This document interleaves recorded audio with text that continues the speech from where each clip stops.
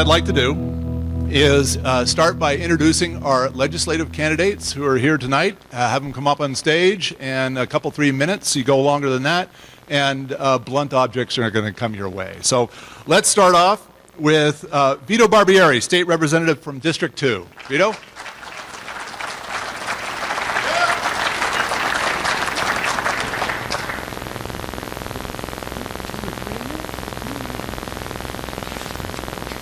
Good evening.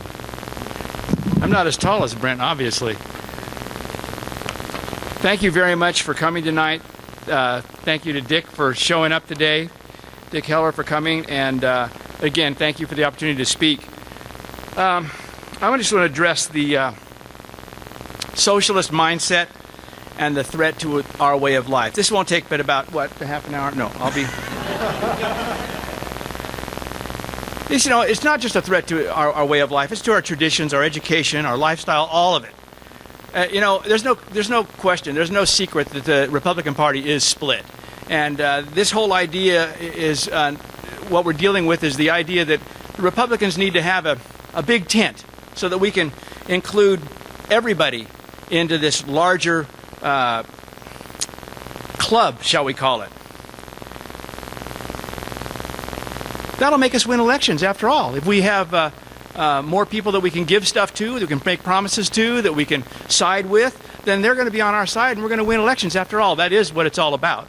And I'm not so sure that that's the case. I think that we have a perspective that we must represent, a worldview that we must articulate. And it's very important for us to continue to articulate that worldview, that traditional values. Recently in the paper, we had a bunch of articles about the candidates, and one Republican had this to say, and I want to quote this.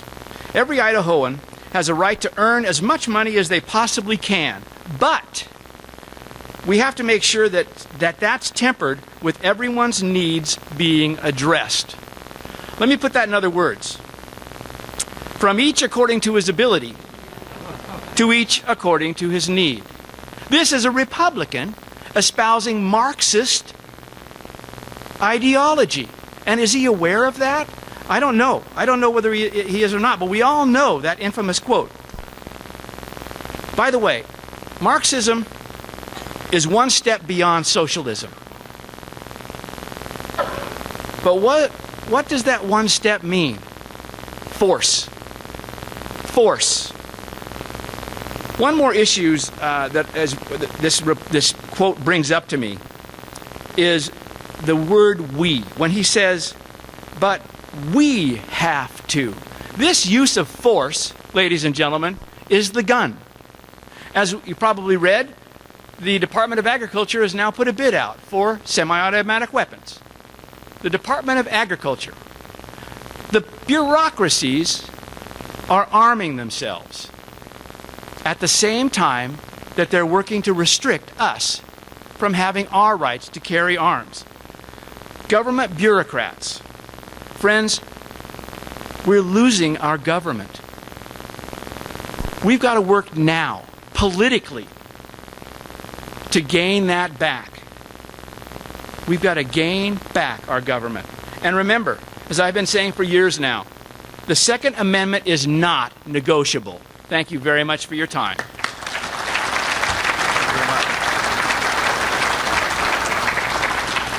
I sit on the board of the Idaho Freedom Foundation, and the Freedom Foundation publishes a Freedom Index every year. They actually analyze every bill, determine if it's going to increase government, increase taxes, or improve freedom, lower taxes, and make government smaller. And the legislators are rated on that according to how they vote. And so over the period of the legislative session, they accrue a cumulative score. And it's a nonpartisan process, and it's proven by the fact that the most liberal senator in the Idaho Senate, out of 35 senators, the most liberal one is a Republican, Sean Kehoe from just up north. So you can go online, get a copy of this, look up where our legislators. There's also copies of these at the entry, and our local legislators are highlighted. And I'm happy to say that Vito Barbieri is fourth overall with a freedom-loving score of 140.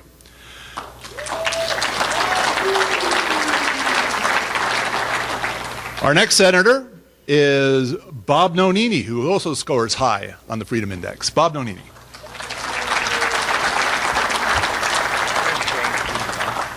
I appreciate the opportunity to say a few words tonight. I'd like to introduce my wife.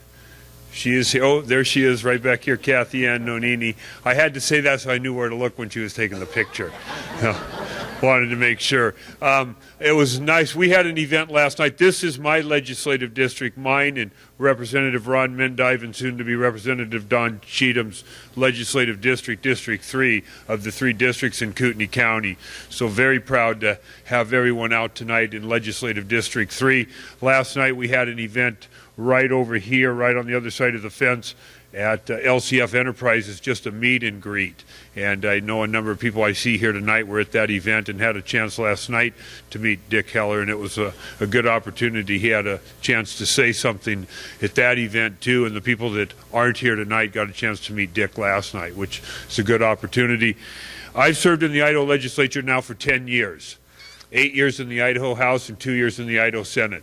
And one thing I am proud of is for 11 straight years I've had an A rating from the NRA, and I've been endorsed by the NRA. And I think that's important. And we passed a bill this year, and Senator Steve Vick is here, and I hope you'll get a chance to hear from him. Steve Vick does not have an opponent, so I'm not sure if the non-opponent people are speaking or not, but Senator Vick and I, and Senator Vick represents Legislative District 2, which is the northern part and the northeastern part of Kootenai County, and 2 of the 3 senators from Kootenai County voted for that bill, which was the ability to have an enhanced concealed weapons carry permit and carry it on college campuses. One senator, who is not here tonight, was not invited here tonight, voted against that bill. The bill passed the Idaho Senate, and you heard him mention that 35 senators in Idaho, 25 to 10.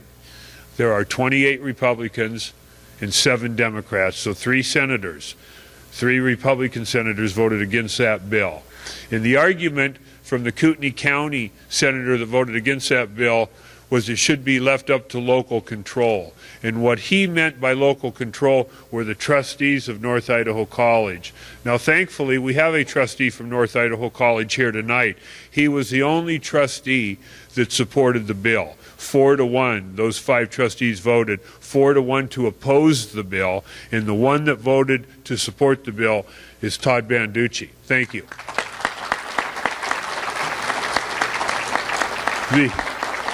The issue, though, that the senator from Kootenai County that voted against the bill said the local control should be left up to those local officials to make the decision. And Senator Vick and I totally disagreed. In fact, in the op-ed piece we wrote, we said that local decision is you people. You should make those decisions. And so the law passed overwhelmingly. It's signed in. It will become effective July 1st. And we had lots of examples of how that law will be much better for the citizens of Idaho. Having said that, I am proud of the fact where I have stood on Second Amendment rights, gun rights. It is a protected freedom that's 240 years old and needs to last for another 240 years at a minimum. But without the support of all of you, and to hear people like Dick Heller speak tonight, we might not have that opportunity. So I'll finish by just asking all of you that live in Legislative District 3 to please vote. You can vote tomorrow as your last day for the absentee at the polling place on 3rd Street. You can go to your polling place on Tuesday, call the elections office and find out where you vote on Tuesday, and take a friend, take a neighbor, take 2 or 3 friends and neighbors with you to vote. This is a critical time in Idaho politics. The moderates and the liberals are trying to get back into control, and rather than them changing parties and maybe joining the Democrat Party or a party that's more aligned to their beliefs, they're trying to take over the Republican Party. It belongs to all of us that are here tonight. Thank you.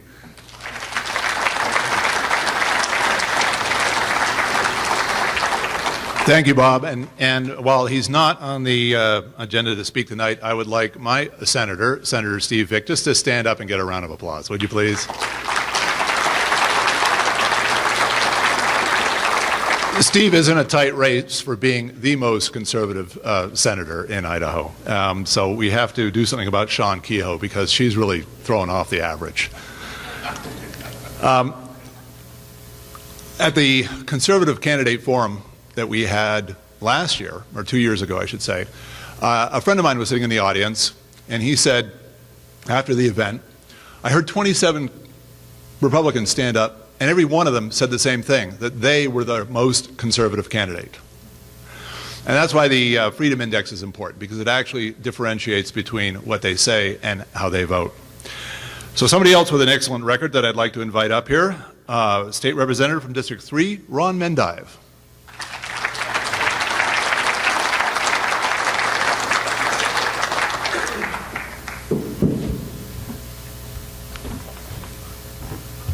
Well, thank you, everyone, for coming. For those of you that don't know me, I'm Ron Mendive. I'm running for my second term. First one was a major growing experience. It's quite an education down at the legislature. It's kind of like going back to school.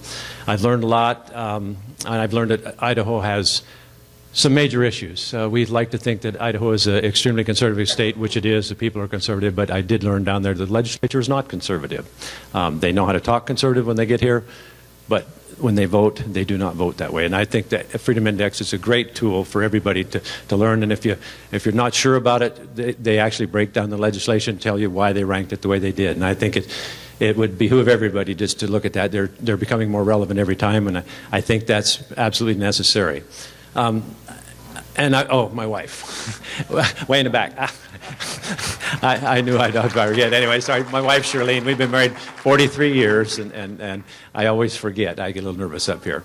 Anyway, a couple weeks ago at the Coeur d'Alene Resort, they had a meeting, and it was called an objection process. It was kind of interesting. It was a process by which the federal government, through the Forest Service, is basically closing down our government lands. And the whole process was an eye-opener for me. A couple of things. They've been working on this for 12 years. I've studied it in detail. It's 1,148 pages. At the end of the day, it's a plan to lock the people out and the resources in our national forest lands. Now, that used to work when we considered it public lands. And we used them, we hunted, we fished, we did all kinds of things. But now there's actually a move to lock the resources in, and that's with the logging, and we see all these things. The reason I bring this up, there's a couple, but one is that the state's ticket to prosperity is to take control of those federal lands. There's a major difference in a lot of the candidates that are running this time, and some think the state has no business with those lands. There are others of us who think that's our only hope. During that meeting, the guy that's in charge, he came from D.C. There were two people from D.C. and then the ranger from Missoula. And he said, when someone brought up a point, and you could only object to 4 points, there's 200 major objection points to what they're doing to the federal lands, but it was very carefully controlled. He talked and talked. Nobody was able to present anything. They called it an objection process, and it is a process, but it's a process by which you do not get to object. It's just a process by which it's a dog and pony show, and it gives you the appearance of objecting. Anyway, he made a comment. He said, the federal government, because the counties were complaining about not having any input. These counties, a lot of these counties, Shoshone County, 70% of their lands belongs to the federal government. They don't control the land in their boundaries. They said the federal government is not going to give up their sovereignty in this issue. Well, folks, that's backwards. The federal government has its sovereignty on loan from the states. As Brent pointed out at a talk a few weeks ago, the states created the federal government. The federal government did not create the states. It's backwards. We have to get back to that. The states are sovereigns. We have to start acting like sovereigns. We have to stand up and stand up soon, because we're giving up so much ground now, just like the ruling down in Boise on the gay marriage. We have to take our state back, and Idaho has to lead in this. We have an opportunity in this election to lead the nation in these issues, and hopefully we'll do that in the polls. I can't stress how important it is that you get everybody out to vote. We have some tremendous candidates. I know most of these guys, and we have an opportunity in Idaho that we've never had before, and I don't think we'll have it again. So do everything you can to get the vote out. The vote in the primary is so low that if 15% increase would go and vote, we could take over the state, and we actually could do that. Back to the objection process, I was recently pointed out to me that the EPA announced that they're going to revise the Clean Water Act, make it more understandable. So I thought, okay, I need to see what they're going to do. So I tried to look, and I spent 15 minutes on the computer. And each link I went to told me how to object to what they were doing. But I could not find what they're doing. I couldn't find the new language. And it's very important because initially it was navigable waterways within the United States, even though the Sackets didn't have any water on their property. They were used, the Clean Water Act was used against them. So anyway, we're suddenly being bombarded with this appearance of being able to object, being a free people, but we cannot object. We're not allowed to object. Another thing that's coming our way, everyone here that's a rural property owner needs to pay very close attention to this one because water adjudication is coming to North Idaho. Basically, the thing came out, a number of people asked the IWR, anyway, the Water Resources Idaho, and they said, what's going on with this water adjudication? And they said, come in and get your objection form. They said, what do we do? We don't know what to object about. Well, just come and get your form. That's all they could tell them. They don't know what's going on. The deadline to object is the end of September. So once again, we have the appearance of being able to plot our own destiny, to be able to be a free people, but the fact is it's very carefully controlled. We will hopefully get some meetings this summer, try to announce those. Anybody that has rural lands needs to be very interested. The Association of Cities put on a workshop so we could learn about this, and the cities are worried about their water rights. I guarantee you if the cities are worried, we rural landowners need to be very, very worried about what's happening. So anyway, there's a lot on the agenda. There's a lot of things going on. Freedom's on the ropes, and we can still get this country back, but we have to work together, and we have to vote. We've been so privileged in this country, so blessed, and if we don't use what has been given to us, faith without works is dead, and works means to get out and do stuff. Work for the polls. We have freedoms that other countries only dream about. So I would just implore you that to find the good candidates and support them in any way you can, and get your neighbors to vote. It's so critical. Anyway, I thank you for your time, and I appreciate your support.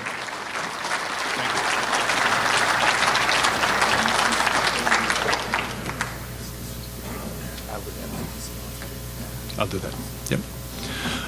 Our next candidate is a fellow that I've met only recently, but I've had some time to get to know him. And I really admire and appreciate all the efforts he's put into this. And with a name like what he's got, you got to know he's an honest man. Don Cheatham. Come on up.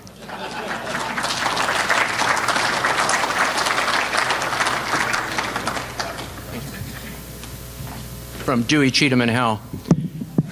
So, anyway, over the last 15 years, I've been in most of the states and had a chance to look at legislatures and the parties and stuff. But if you look at this group over here that we're running with, you can't find a more conservative group in the country. And that's why I'm running.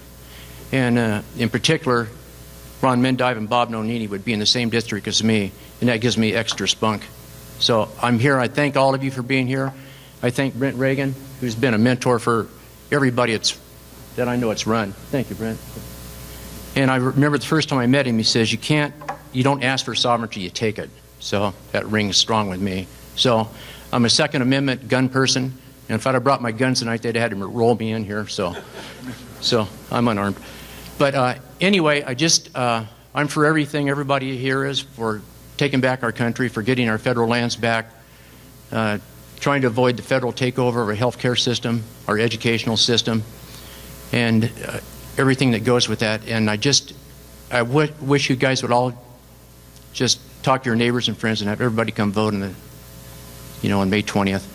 Anybody have any questions? I'll take a question because okay.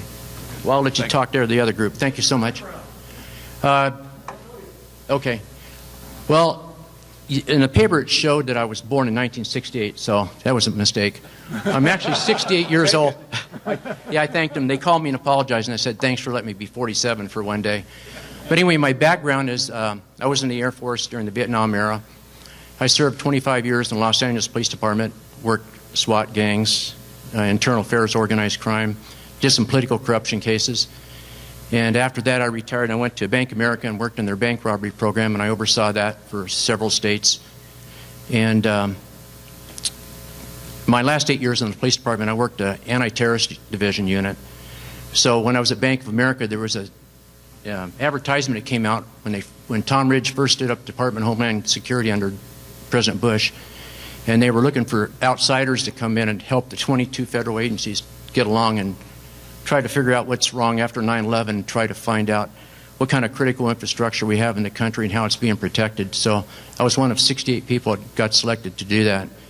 And I ended up being a regional manager for the West Coast and Guam, out to American Samoa, and Saipan.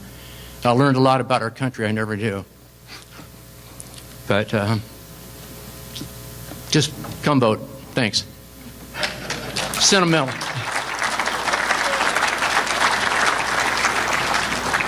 Don is a man of many accomplishments and great humility, and he's almost as humble as I am.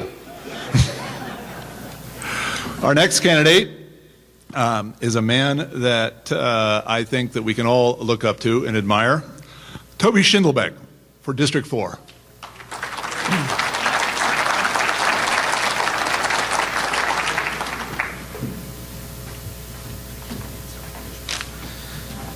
Hello, everybody. Thank you very much for coming and for inviting me. Thank the Republican Liberty Caucus for endorsing me. That was quite a candidate questionnaire, but I learned a lot filling it out. And I'm running against a gentleman in seat 4A, and this is for Coeur d'Alene, District 4. What I found is that, and as has been mentioned quite a bit here, there is a lot of the people that talk about being a Republican. You know, they run as Republicans, they vote as liberals. Kootenai County has no Democrats, elected Democrats. There's no viable party for the excuse me, for a Democrat to run it. I'm a little nervous. So yeah. So what I really want to get you guys motivated to go out and vote. Have you guys heard about Senate Bill 1332? Do you know what that is? Do you remember the bill that they just passed that talked about nullifying federal gun enforcement laws in the state of Idaho? That sounded really good. Sounds very good on the surface. It's worth the paper it's written on, and I'll tell you why. In 2010, Idaho passed the Idaho Health Freedom Act. That was supposed to nullify any Obamacare infringements. We were not supposed to apply Obamacare in the state of Idaho. You guys remember that? Yeah, and that sounded good too. Well, what happened in 2013?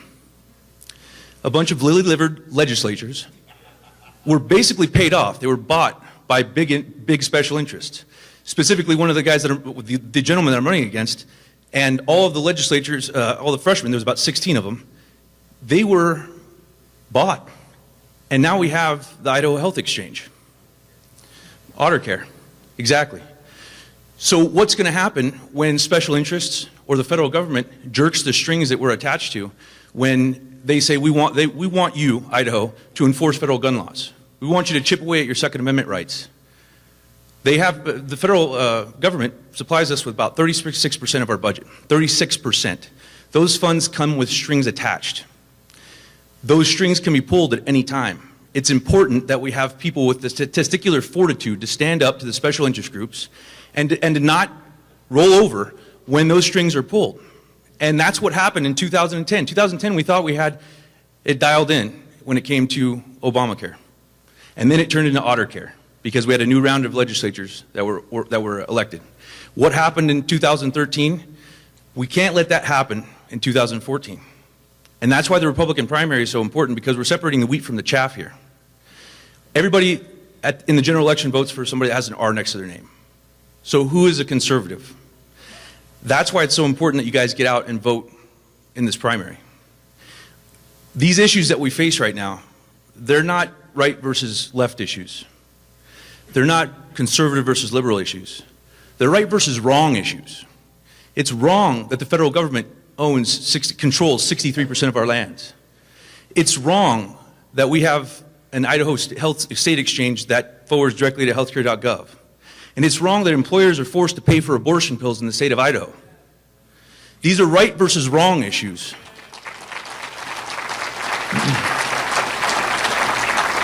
So make sure that you do your research. Make sure that you look at the candidates, the Liberty candidates that the Republican Liberty Caucus has endorsed here, and tell your friends. Bring a friend, bring 5 friends to the polls, hold some signs on street corners, send emails.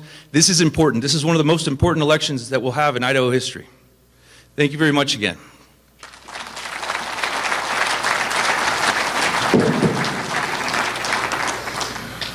Our next speaker is one of the rarest individuals that you'll ever find.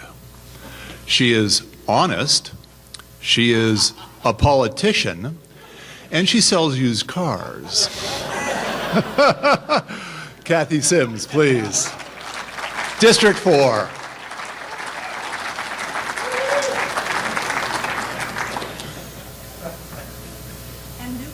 And new cars. And ATVs. And you should go to the Honda dealership. Thank you. Some tall gentlemen here. It's great to be here. I appreciate your support so much. For those of you I haven't met, everything he told you is true. I'm a car dealer, but I have been for 46 years, so it's not like something I just decided to do. And a motorcycle dealership, and being a businessman and having employees meant that you get involved in politics. You just do. So I started, like a lot of people here might, just as a precinct committeeman, and then later became the county chairman. And that's not a job anybody really begs for. And if you think the party is split now, that's probably not the newest thing. For years it has been. But I will tell you, when I became chairman, there wasn't a Republican north of Lewiston. So it took lots and lots of campaigning, lots and lots of hard years. But more important than that now is what he told you, the Freedom Index. If you look on here, 6 of the top 10 are from North Idaho. So I'm really proud. I'm used to operating in a man's world. Out of the 109 auto dealers in Idaho, 2 of them are women. They're both in Coeur d'Alene. But in addition to that, I was the first woman elected to the National Auto Dealers Board in 80 years. And so that was a very interesting experience.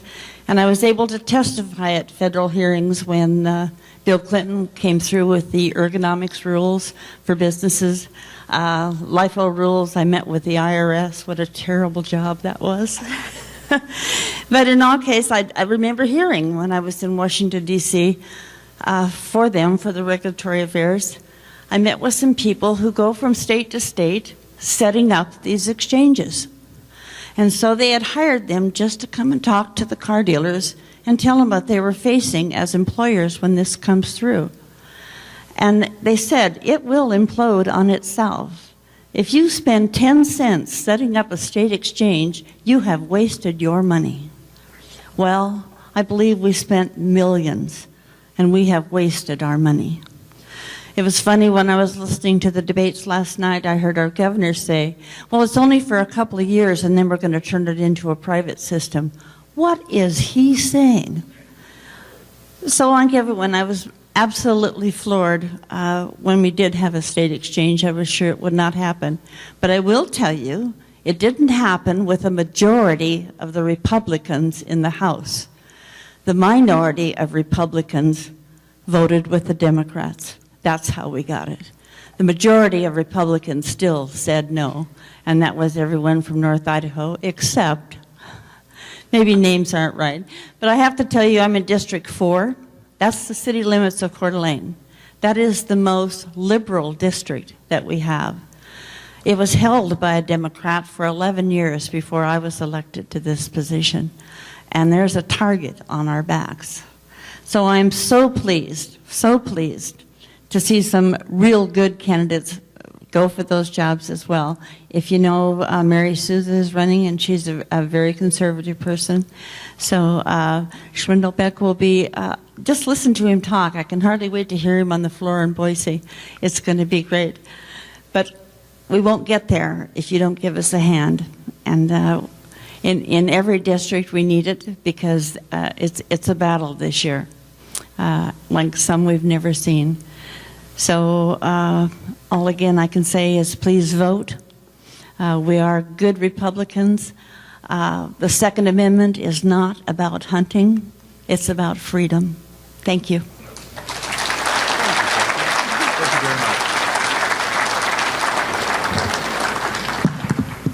You know, some months back we got hearing news about how the IRS abuses its power, and they're actually using their power to advance a political agenda. And there were members in the Tea Party who were having their backsides looked into quite thoroughly.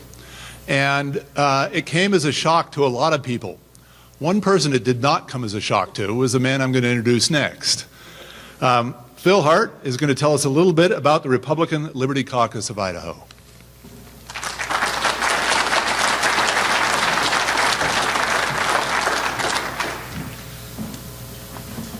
Thank you all for being here. And if you didn't figure it out, the candidates who have spoken so far, who are mostly incumbents, are endorsed by the Republican Liberty Caucus. And the Idaho chapter of the Republican Liberty Caucus was formed a year and 11 months ago. And 2 months ago, we became the biggest chapter in the United States. And we hope to kind of continue that momentum. And we're going to have our national convention next year in Portland, Maine. And we hope we can have some big influence on the platform for the entire nation. There's some things that the Republican Liberty platform, or Republican Liberty Caucus, would like to change on that national platform. And so we are really pushing to gain more members. For every 4 members we pick up, we get to send 1 member to that convention. And so we want to encourage all of you tonight to join. It's $45. If you join tonight, you'll get a citizen's rule book, which contains a copy of the Constitution and a lot of information about serving on juries. And you know, the jury is one area where we have a lot of influence still, if we're educated and if we know how to use it. You know, the Liberty Bell gets its name from a verse out of Leviticus chapter 25 that's inscribed around the Liberty Bell, and it says, "Proclaim liberty throughout all the land and to all the inhabitants thereof." And I'm a fan of an author named William Durant. He's written a series of books on all the empires of human history, and he's determined through his research, when he writes about their culture, their religion, their politics, their hobbies, their sports, he writes about the entire culture, and he looks at the empire from its original roots through its becoming an empire and then its collapse and decline. And one thing he's determined is that all empires pass their peak and go past the point of no return when they tax and regulate at a rate that exceeds 40% of the gross domestic product. Once they exceed that, they go into decline and ultimately collapse.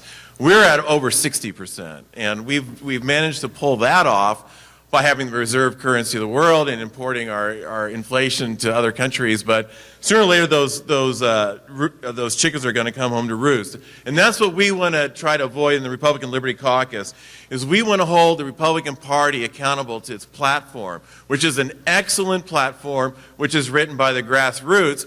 But as I learned in the 8 years I served down in the legislature in Boise, it's largely ignored by the politicians in Boise. I mean, they don't even think about it, let alone read it. And so that's what the Republican Liberty Caucus wants to do.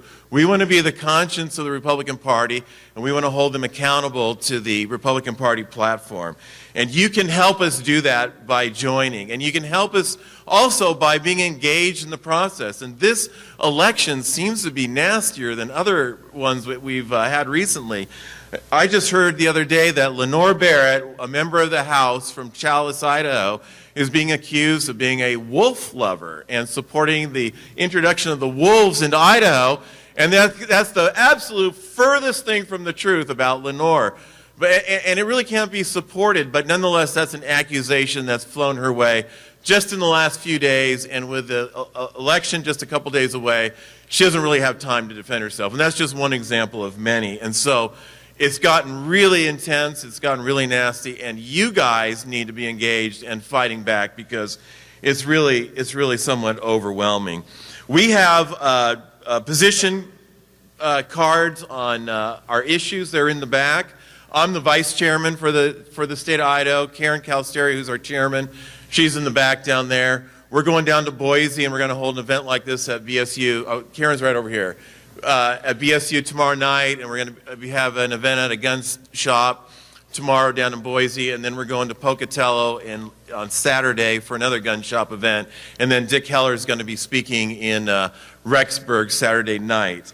And there's a couple other candidates here that are not on our speakers list, but they are endorsed by the Republican Liberty Caucus, and one is Danielle Ahrens. Danielle, are you here? Danielle is running against the gal who gets the award for being at the last on this list. I don't even want to say her name, but if Danielle could beat this person, it would be a paradigm shift for the Panhandle.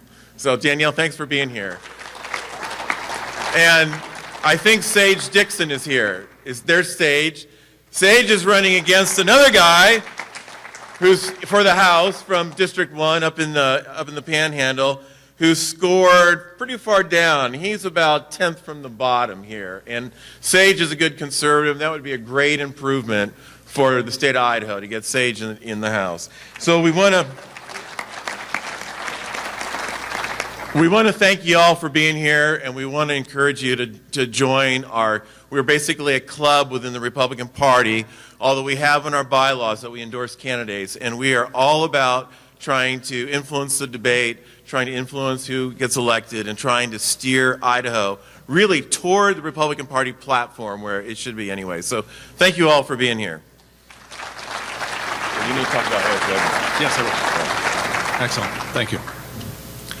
I want to talk a little bit tonight about our sponsors. These events take money, and money comes from people, and so some people step up and they help out. Speaking of money, on the way out, you'll see some nice big ammo cans that are empty, and we need to fill those. If you could drop a couple of dollars, this was a free event tonight. It's completely voluntary, but if you could see your way to put a couple dollars into the pot to help promote this, it would be much appreciated, and I'll give you a reminder of that later. So our sponsors tonight, and I think we've got some of them in the audience, John and Angela Cross.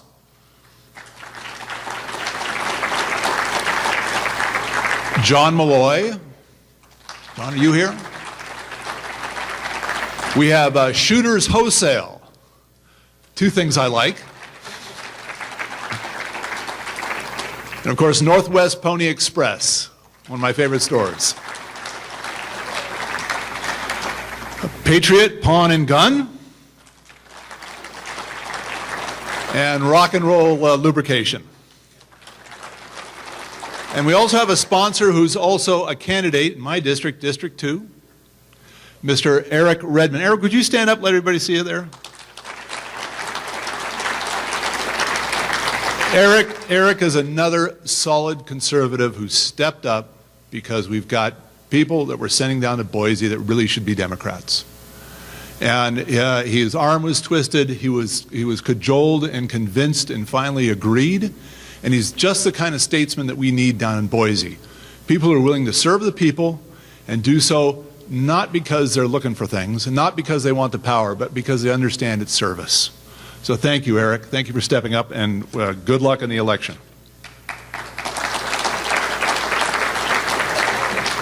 And there are some sample ballots for the 4 districts that are on the table on your way out. Pick one up. They're filled in.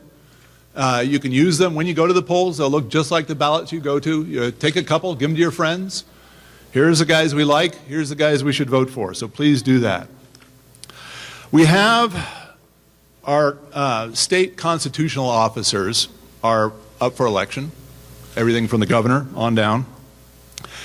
And this is really a watershed moment for Idaho. There are several huge issues that are in play right now.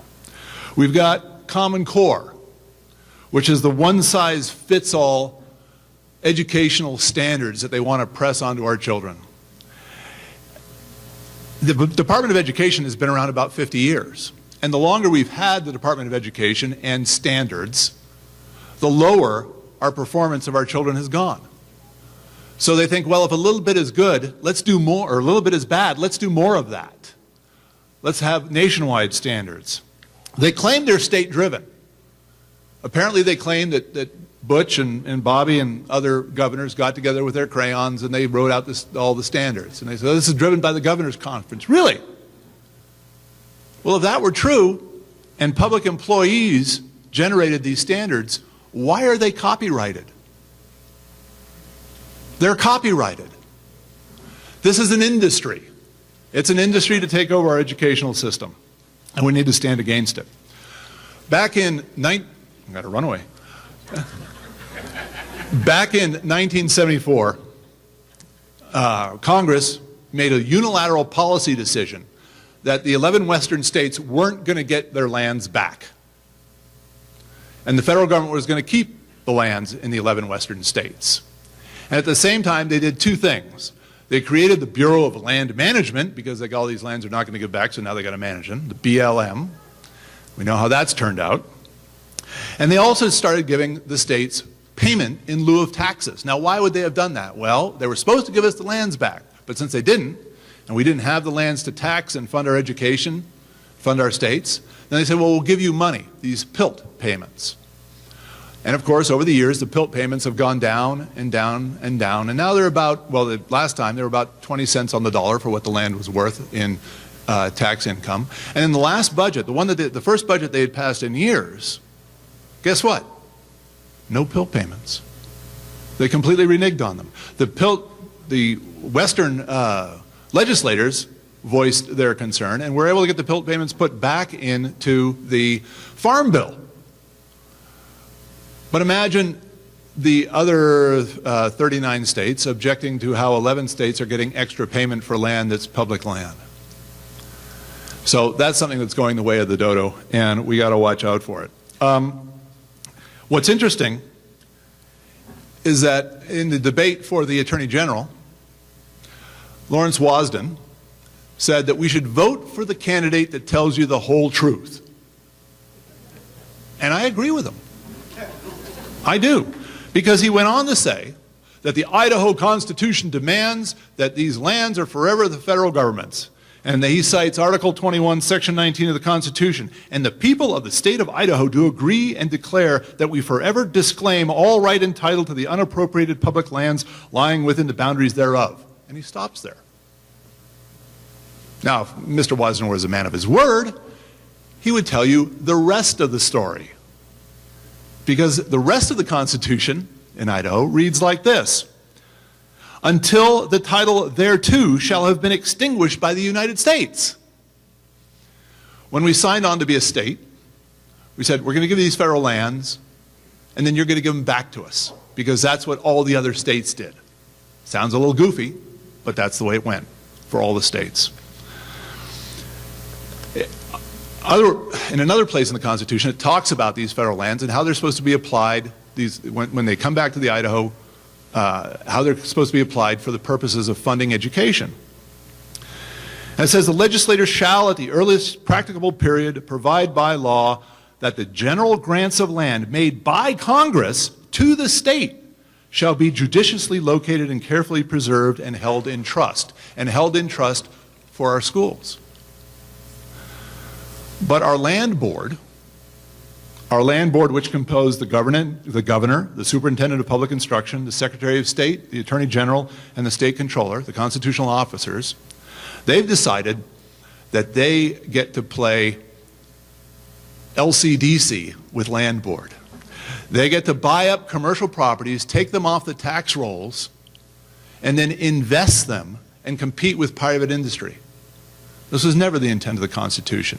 But Larry Wasden and the rest of the constitutional officers who are currently in office will tell you that's exactly what they intend to do. They were buying U-store facilities, storage facilities, taking them off the tax rolls, and then putting them in competition with free market individuals. It's never the intent. We've got Obamacare. Now, the federal government can pass any law it wants. And of all the laws it passes, and the some 1,000 regulations a week that we end up getting, maybe 300 of them can go to the Supreme Court. And we're going to hear this evening from a gentleman and what it takes to actually bring one of those cases to the Supreme Court. It's not easy.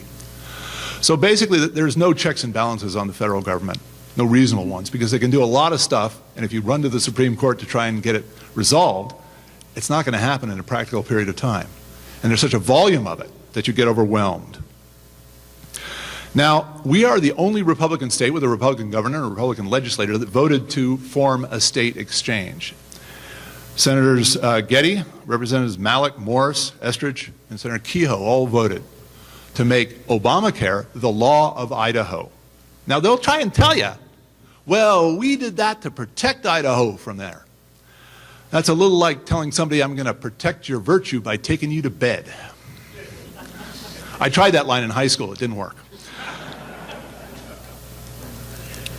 What did happen is that the big blues wanted to make sure that their market share was protected, and so they hired lobbyists who gave large sums of money to the candidates. And if you look at who voted to bring Obamacare to Idaho and what their campaign contributions looked like, there was a one-to-one correlation.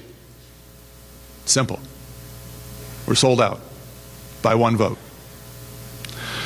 Now, Idaho is the enforcement arm for Obamacare. Since we've signed up to it, Idaho state law enforcement is in charge, not the federal government.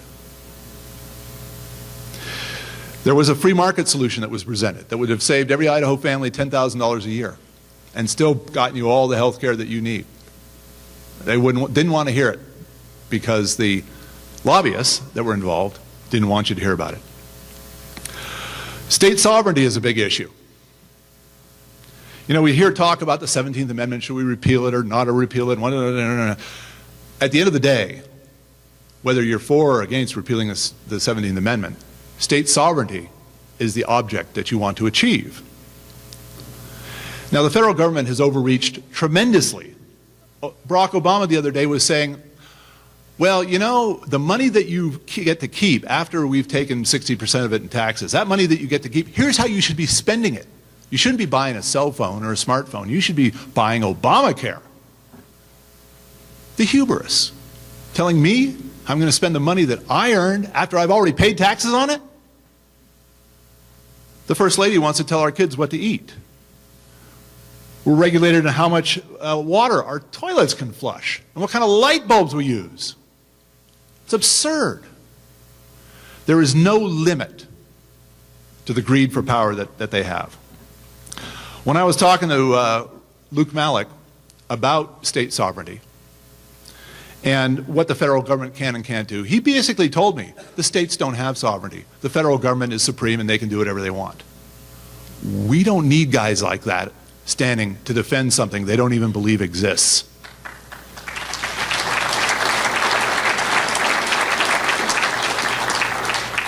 Protecting your sovereignty is like a bully. It's like the school bully. Believe it or not, when I was in school, I was bullied because there was guys bigger than I was. And they'd come up and they'd want your lunch money and they'd beat you up and they'd intimidate you and they could do what they said you had to do. Now, if you're bullied and you want it to stop, do you go to the bully and say, oh, please, I wish you wouldn't do that. I want to keep my lunch money? No. You go to the gym, you take a couple Krav Maga classes, and you come back and you kick their butt.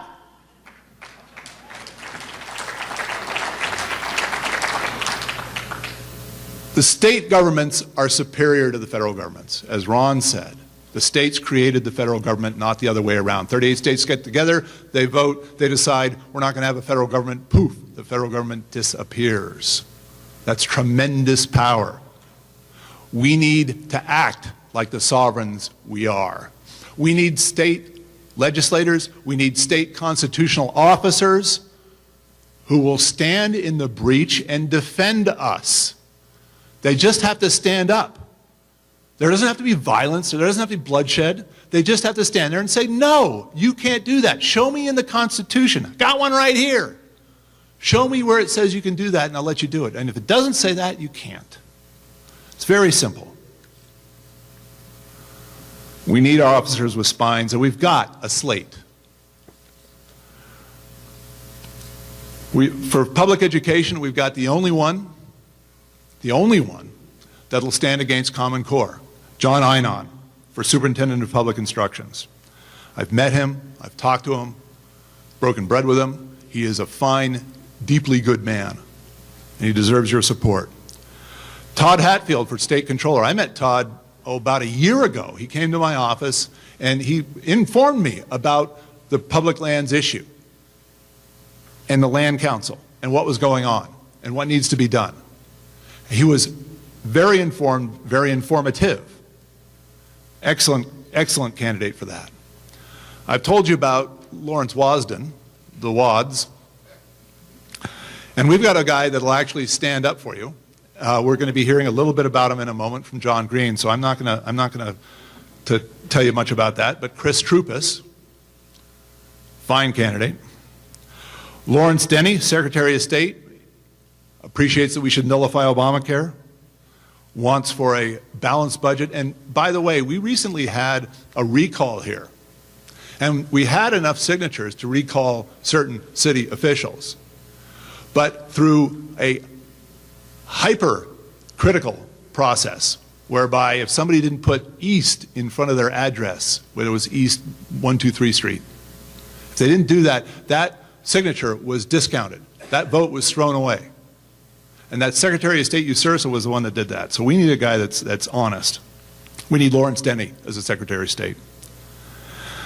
Our Lieutenant Governor, Jim Chmelik, knows more about the public lands issue than any other individual I've met. The guy's got 8 kids, and they're all well-behaved, well-mannered children, and if you want to know something about a guy, look at his kids. See how they turned out. That doesn't happen by accident. I look forward to having Jim as our Lieutenant Governor. And finally, if you watch the debates, the governor's debate last night, you saw Russ Fulcher in action. And I've been watching him on the campaign trail. I've spent hours with him. I've talked with him. I've talked about free market health care. We've brainstormed about ideas. He is a very, very deep thinker. He's a very, very principled individual. He has what I call the right base code, so that the decisions that he makes come from a solid moral grounding. And I think that Idaho could prosper enormously under Russ Fulcher. So I would strongly encourage you to vote for him. So with that, I'd like to point out that we've got here a Bill of Rights. It's actually the original Bill of Rights that has 12 rights, and it's signed by Dick Heller. We have a few of them on sale to raise money for the night's event. $225, $275. Do I hear 300? I'm going to buy one myself, because the last time I was here, one went for auction at $350 and I missed it. So I'm going to hop up there and lay down $270. In fact, I'm going to probably pay you $300 for it, because it's worth every penny. I know you will. So with that, ladies and gentlemen, the individual that I would like to introduce is a gentleman who has traveled to the west, across the far mountains of the Cascades, into the liberal nether regions on the far side, and returned with his conservative bona fides intact. This fellow has put together a legislative agenda, the Freedom Agenda, which is the most successful conservative agenda in Washington State in the last 2 decades. It's a strategic plan for bringing conservative laws to Washington. And he's under attack by his own leadership. He's under attack by his own party. And I wish dearly that he lived in Idaho, where we could have him here. Matt Shea, ladies and gentlemen.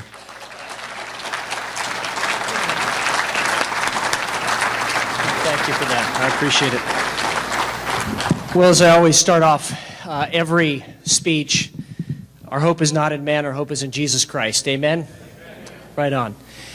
I do want to say it's great to be with all of you 10th or pro-life, homeschooling, Tea Party, gun-toting, constitutionalist, global warming denying, Austrian, school, God-fearing, self-reliant, freedom-loving Americans this evening. I think that covers their list.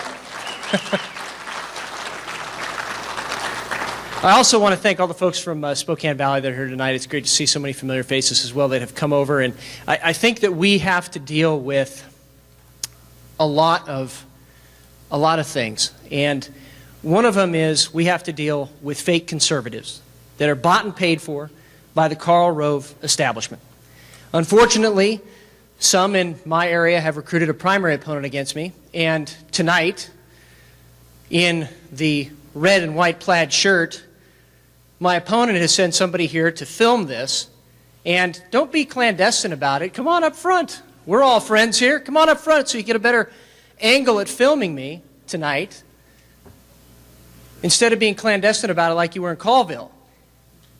Come on up. I mean it. We're all friends. Get a better angle. Sit up next to the tripod so maybe you can go back to the establishment and teach them what constitutionalism really is, and they can defend it throughout America. Amen?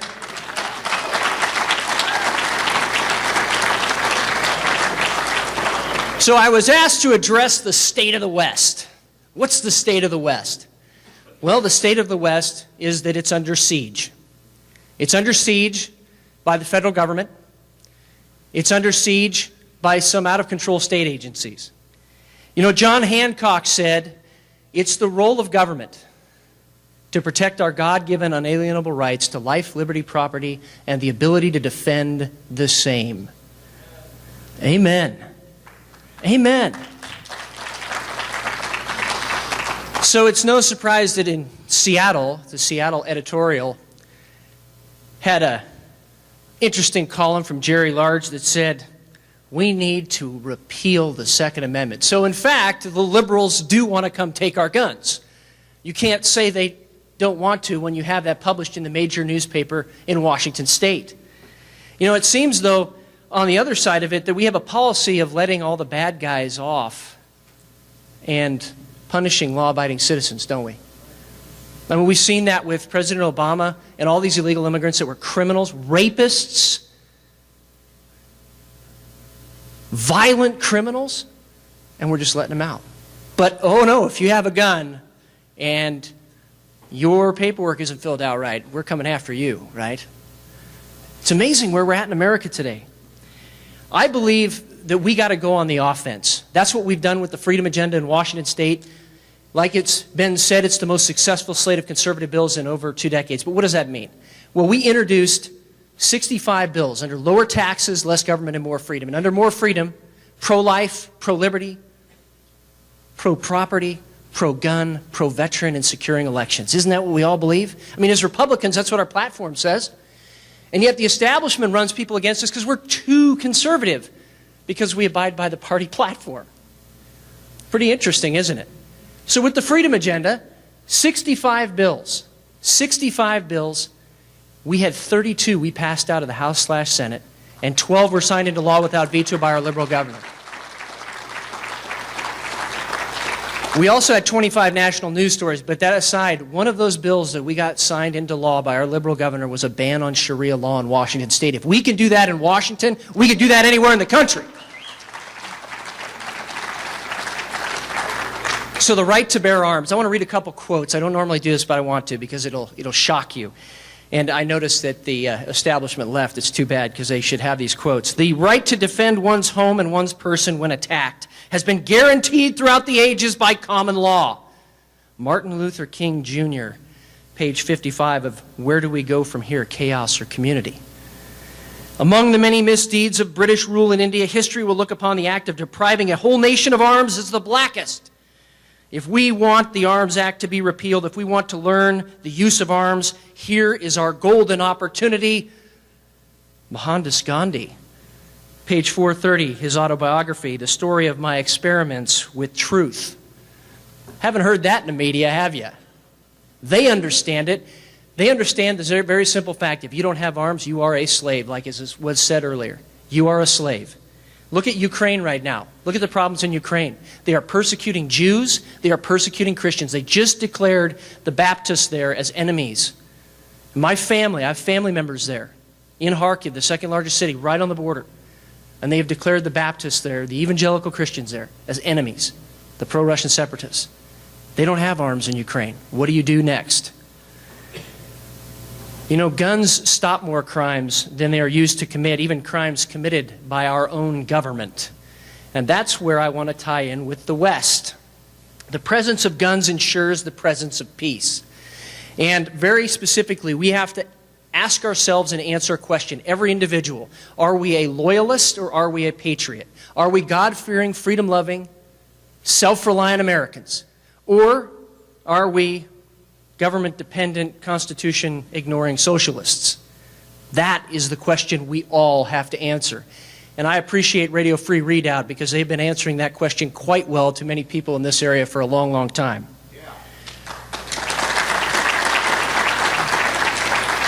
I do want to say we've all been victims of bureaucratic terrorism, whether that's an IRS audit, Phil Hart, the EPA or DOE regulations, the Sackett family in North Idaho, or Bill Demers in Eastern Washington, whether it's labor and industries, which in Washington State is virtually every business owner, or whether it's Obamacare, and that's all of us.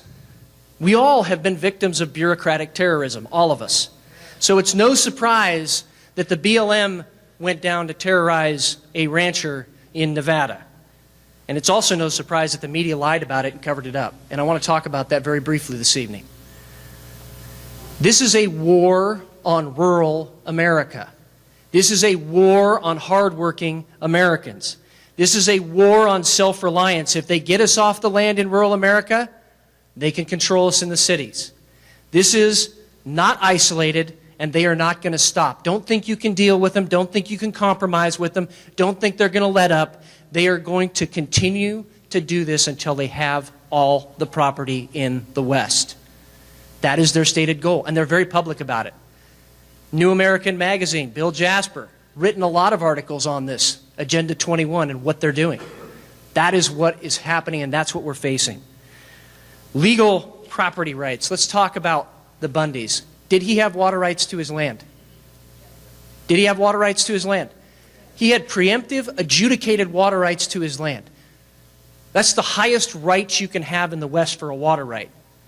It was adjudicated by a judge how much would be taken out for water for stock watering, and it was preeminent, meaning that if the water ever had to be shut off, he would be the last in line to have it shut off. You never heard that in the media. You also didn't hear, very interestingly, that there was another case, U.S. v. Wayne Hage in Nevada, where that federal judge ruled if you had a preeminent adjudicated water right, you also had a corresponding right to forage for your cattle within a half mile of the stock water tanks. That was in the same state, regarding the same Bureau of Land Mismanagement and the Forest Disservice, and the same subject matter, grazing cattle, and it was the same time period, the last 20 years. And that federal judge ruled, Robert Jones, in a 104-page opinion, there were forage rights. Regardless of any of the grazing rights, regardless of BLM, whether he paid the fees or anything, he had that forage right if he had the water right. Period. End of discussion, end of issue. So it was also surprising that you didn't see in the spokesman review that in that 104-page opinion, Judge Robert C. Jones also ruled, and these are his words, not Matt Shea's, that, quote, there was a 20-year conspiracy, literal conspiracy, these are his words again, to deprive the Hages of their property rights by the BLM and the Forest Service. Same state, same BLM, same subject matter, same time frame. What was different? What was different? Very interesting also that that judge went on to charge the U.S. government with extortion, racketeering, and mail fraud. Did you hear that in the media? No. Take a look at that opinion. So does the U.S. government own the land? Very quickly. No, it doesn't. It does not own the land. It can't own the land because Article 1, Section 8 of the U.S. Constitution very clearly says that that land must be purchased by the federal government, number one. It must be approved of by a state legislature, number two. And number three, once those two factors are met, it can only be used for arsenals, dockyards, military forts, etc., and needful buildings. So has Idaho and your state legislature consented to that land grab? No. Have they even paid you any money for it? No. So they don't own the land. And in fact, there was a Supreme Court opinion, Pollard's Lessee versus Hagan, in 1845 that conclusively determined that that's the case. The U.S. government doesn't own that land in the West or wherever.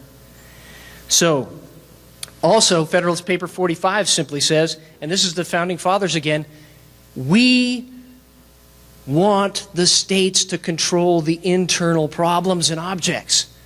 That's what it says. Did that happen in Nevada? No. What did the BLM do? The BLM came in and said, if you don't reduce your cattle herd from 900 to 150, we're going to drive you off the land. That's why he didn't pay his grazing fees, because he didn't want to acquiesce to their authority to do that. We have got to go on the offense on social media and radio because we're winning. When we go on the offense in Washington State, we created a network of over 75,000 activists. We hit one button and we can post to all at the same time. That's how we win. That's how we win. I would lastly say government closest to the people is best, but what's better is when that stuff is in private hands. And I also want to say very quickly, too, that the federal government did not have the authority to go in there. There's actually a federal statute that says they must rely on local law enforcement to the maximum extent possible. Did that happen in Nevada? I can't hear you. Did that happen in Nevada? So they violated federal statute. Now the federal court order said seize the cattle, but they ended up killing, what, 16? One from a helicopter? And then what happened? They dug a mass grave to bury him, and it was big enough for all 300 cattle they seized. Is that a violation of the court order? Yeah. So they didn't seize the cattle, they killed them because they want to kill his livelihood. Think about that picture. Last, I would say that a sniper rifle is not due process. Amen to that? So, what are the solutions? First, transfer the land back to the states, the control. That can be done. Most enabling acts in most of the states in the West can do that. American Lands Council has a great website on how to do that. Last but not least, Ken Ivory, who's part of that, has done a phenomenal job. Make a plan at the county level, a land use management plan, and coordinate. AmericanStewards.org has a wonderful site on how to coordinate at the local level and stop this. Then, zero net loss of private land legislation. I don't know if you have that in Idaho, but it's an idea that we're going to be introducing in Washington. Zero net loss of private land means if any private land comes off of the tax rolls, the government must put a corresponding amount of land back on the tax rolls. That prevents them from doing the Nature Conservancy thing and seizing all the land in the West.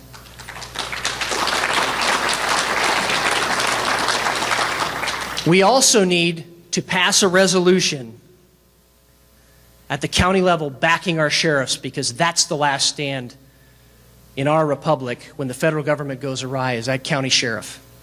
We have got to do that.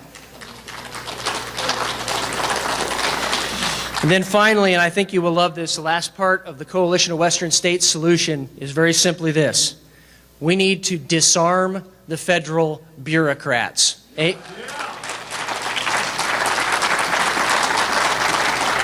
So I will finish with this. Like I said, when guns are taken away from people, that's slavery. Be bold and courageous in your faith. Be bold and courageous in your defense of the Constitution. Be bold and courageous in your articulation of freedom. Don't be sitting there afraid of your own shadow. That's what the establishment Republicans do. Get out there and be bold about it with your friends and your neighbors and your pastors particularly. We are an exceptional country. Our religion, and I will say it, is exceptional. That's what made us great. So don't be afraid to talk about it, because that's what it means to be an American. The world is looking to us for leadership, not President Obama, us. The people in Ukraine aren't looking to the federal government. They're looking to all these local governments for leadership, and it's going to come from us. Visit voce.com for more information. That's from, I have to say that every time I get up. So anyway, and to all of my friends in Idaho, please get rid of these fake Republicans and win, will you? Will you?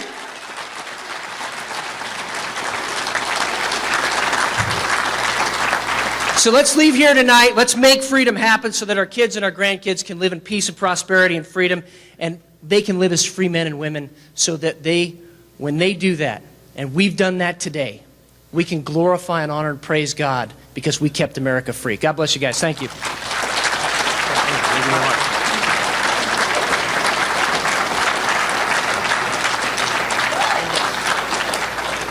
Our next speaker is John Green, and he'll be standing in for a candidate for Attorney General Chris Troupis. John Green, everybody.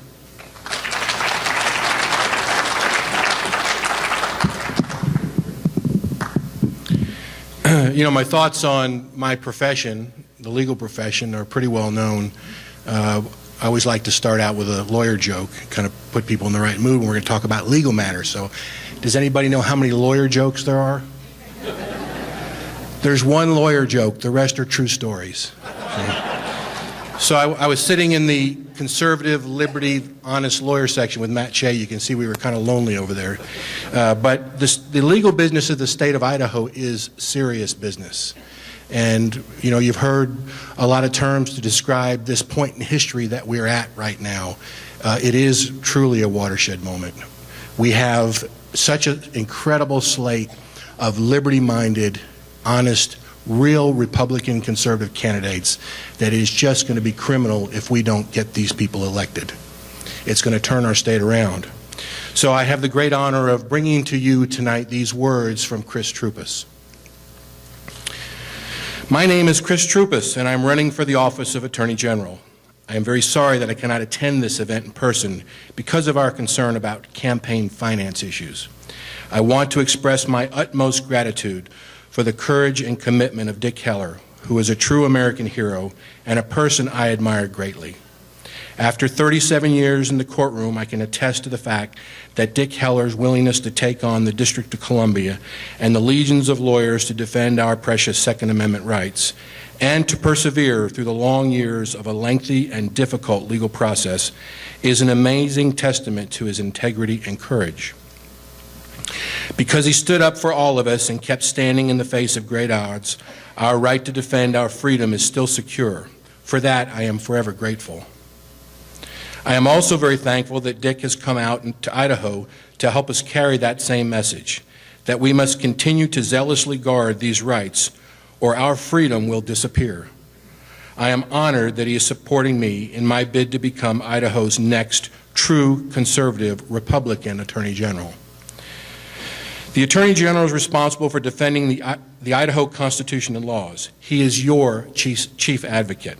So I want to answer the question, why should you want me as your Attorney General? I'm not a career politician.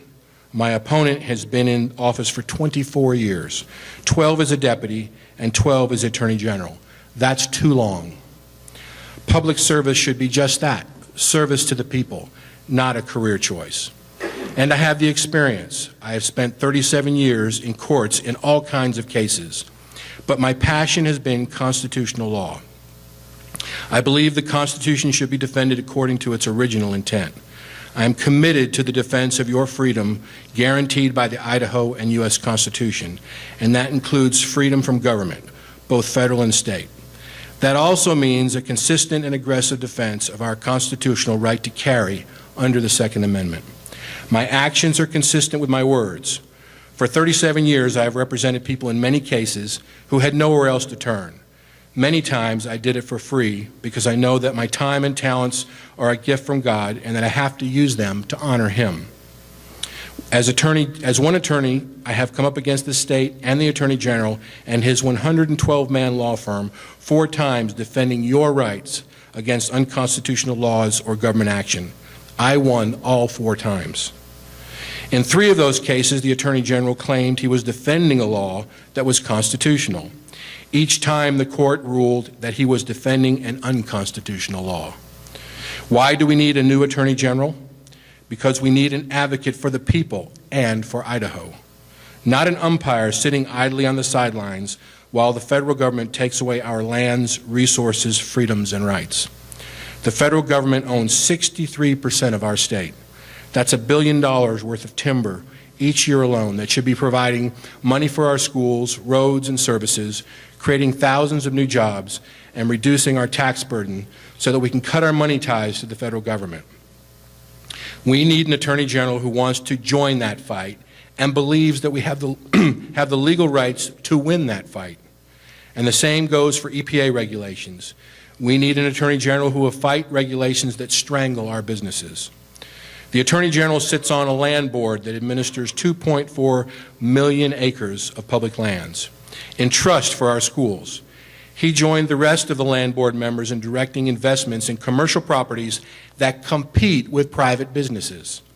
That's not the proper function of government. Government should not own or operate private businesses. We need an Attorney General who put a stop to that. What about Obamacare?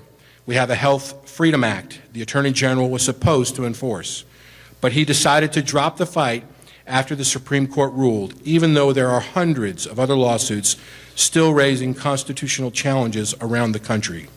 He has never defended our Idaho Health Freedom Act, and we now have a state exchange that makes us the federal government's enforcement arm. Next year, people will be forced to pay a tax for not buying health insurance. We need an Attorney General who will raise our constitutional defenses to Obamacare. The Attorney General claims that he defended our Constitution's marriage amendment, but he chose not to personally appear in court to argue the case that has now been lost.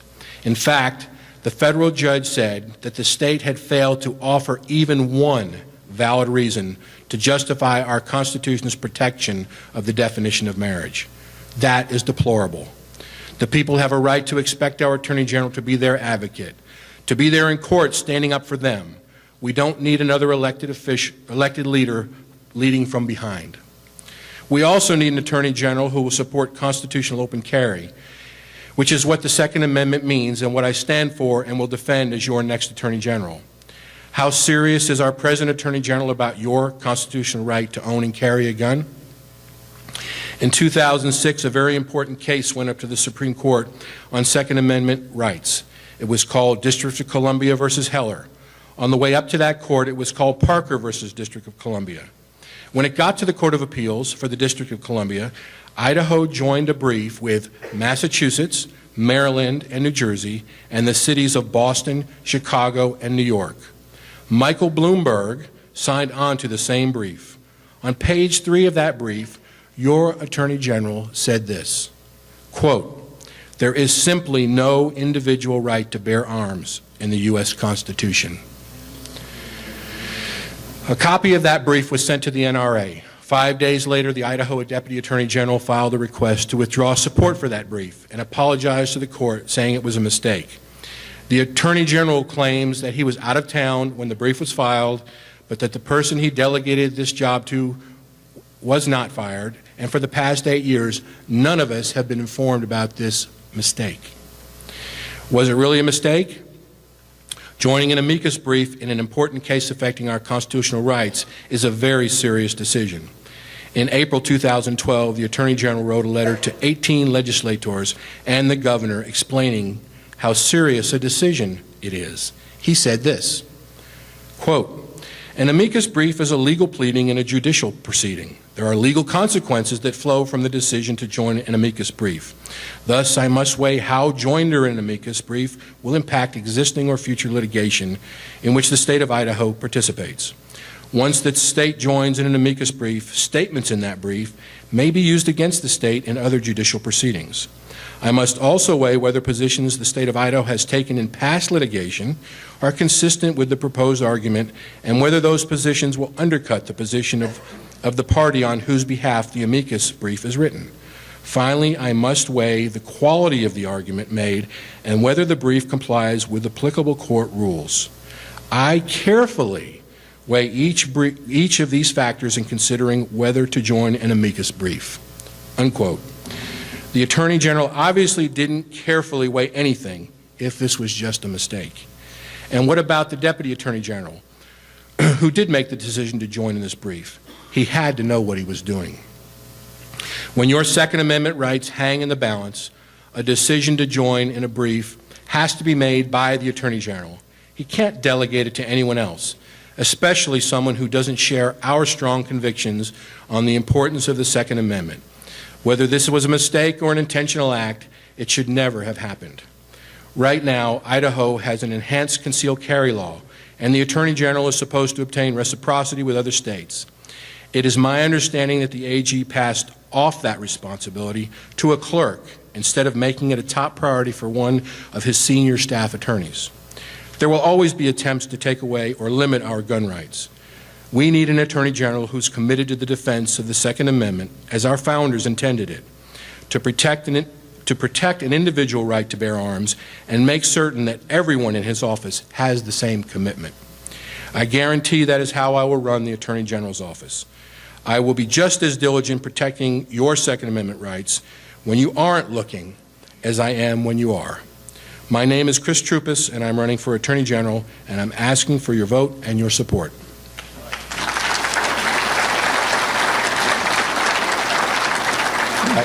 I get another honor. I get to introduce Dick.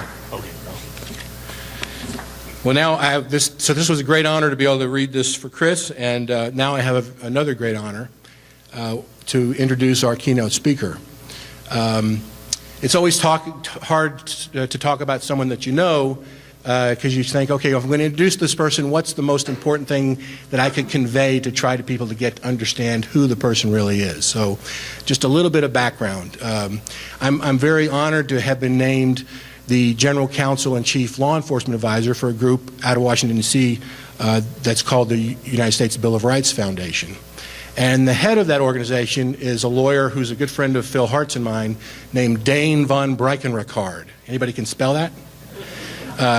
Dane is a unique lawyer. He's got an incredible resume, and he is to lawyers. You can imagine if you were going to debate lawyers of Dane's caliber on constitutional issues, that would be like challenging Brent Regan or the Finmans to a math debate. It's just the kind of circles that they run in for their professions are the cream of the crop. So Dane doesn't run around with dummies, and he also doesn't run around with anybody that's not liberty-minded.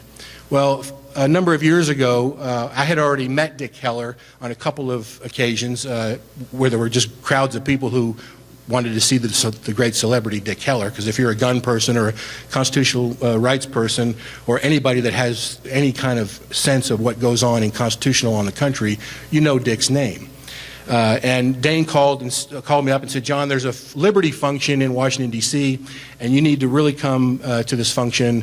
There were all liberty-minded congressmen that were the keynote speakers. It was at the Capitol. And so I invited a couple friends, one here from Idaho and another one from Pennsylvania, to join me there.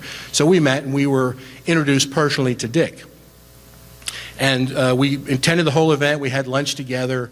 And you know, there's sometimes you experience something with a person that really makes you understand the character of this person. So when the function was all over, now I'm not a wallflower by any means. I've navigated the New York City subway system and the London Tube, and I've walked down the mall in Washington, D.C. at night when the lights are out and there's no policemen around, pretending that I wasn't worried about getting mugged. But, you know, I can at least present myself as someone of confidence that knows how to get around. And when we finished the function, we started to leave, and we were going to take the train back. We were staying in a hotel north of the city, and I'd never been on the Washington, D.C. train system. So Dick follows us along. And we go to the train station, and we go down to the tunnel, and we're trying to find out where we're going. The whole way over there, he's directing us. We turn this way, we go here, next block, down these stairs, we get our fare, go through the turnstile to get onto the train, and actually get on the train. Now, I didn't have any idea where Dick lived, but we get off the first train stop, and Dick said, you need to get off here. And so we got off, and I said, well, Dick, do you live out this way? He said, no, I just wanted to make sure you got on the right trains. So what makes Dick Keller a great man? It's not this gauntlet of lawyers that he faced with this constitutional challenge that has benefited all of us. What makes Dick Keller a great man is he cares about people. So it is my great privilege and honor to introduce my friend, our friend, an American patriot, Dick Keller.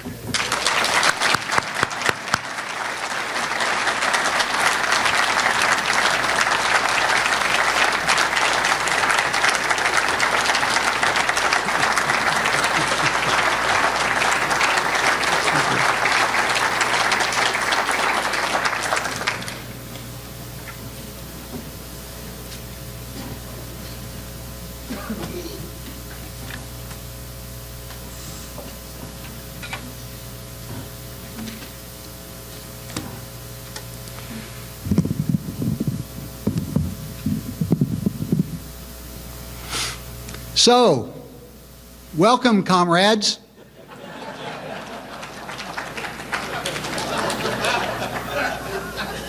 Well, how about maybe welcome gun owner comrades? Is that a little better? The left's steamroller to flatten our First and Second Amendments has been underway for quite some time now, and that's how they want to greet you, comrade.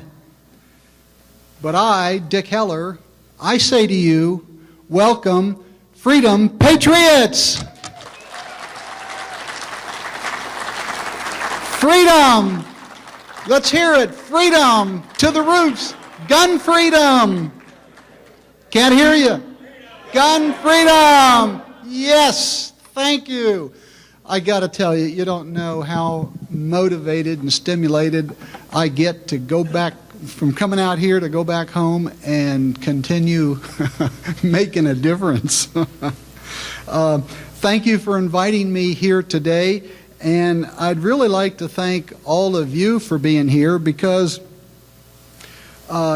Tip O'Neill, remember him? Ronald Reagan's personal friend, liberal but personal friend.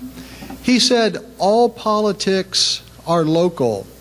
And I got to tell you, you here, if you become active like the candidates ask you to be, you are the grassroots that Washington, the politicians inside the Washington bubble are afraid of. Okay? And what makes them afraid is there's the possibility that you all will get off your tail and go do something. Like, as busy as I am, I leaflet all of Kentucky Avenue every voting season. You don't know how much knocking on doors or working in the phone bank and leafleting is. It is a powerful tool, and it gives you a chance to really participate and know you've actually done something phenomenal. How many here tonight came to see Chris Troupis? A show of hands. Okay. How many of you came here tonight to hear somebody called Dick Heller talk? Oh, my heavens. Well, I got to tell you, you don't need to be partial because we're all allies. We have the same freedom agenda, so whatever I can do to help my buddies, especially someone as important as a freedom-loving Attorney General, I'm there. Thank you. You know, I'm sure a lot of you came from a long distance tonight. I like to give some recognition to you all for being here. I did my work, but you all showed up tonight, and I figured there's about 10,000 other people that should have showed up, but I don't see them. What I'd like to know is who came the farthest distance tonight? Oh, go ahead. Who's from the farthest distance away? Are you all local?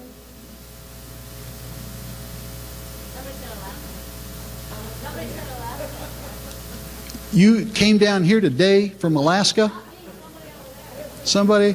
Okay. Is there anybody here in the audience today from the Students for Concealed Carry on campus? That's one of my favorite groups. They are the most politically active and effective organization in America, I think, for what they do, for the talent they have and the age they have. Well, last question then is, who is the youngest person in here that has read the Pocket Constitution, the Declaration of Independence, the Constitution, and the Bill of Rights? Who's the youngest person that's read this?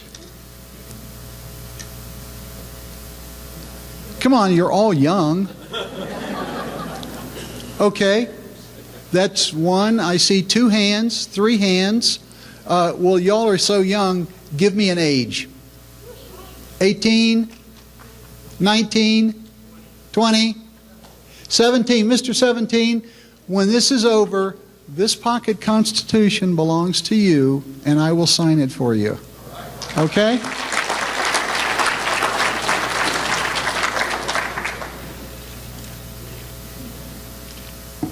Did you all see where I was sitting tonight? Why am I up here? Okay? I used to comfortably sit out there in the middle of the audience on an end seat my whole life for everything. And you could call me Mr. Ordinary Guy, Mr. Insecure Ordinary Guy.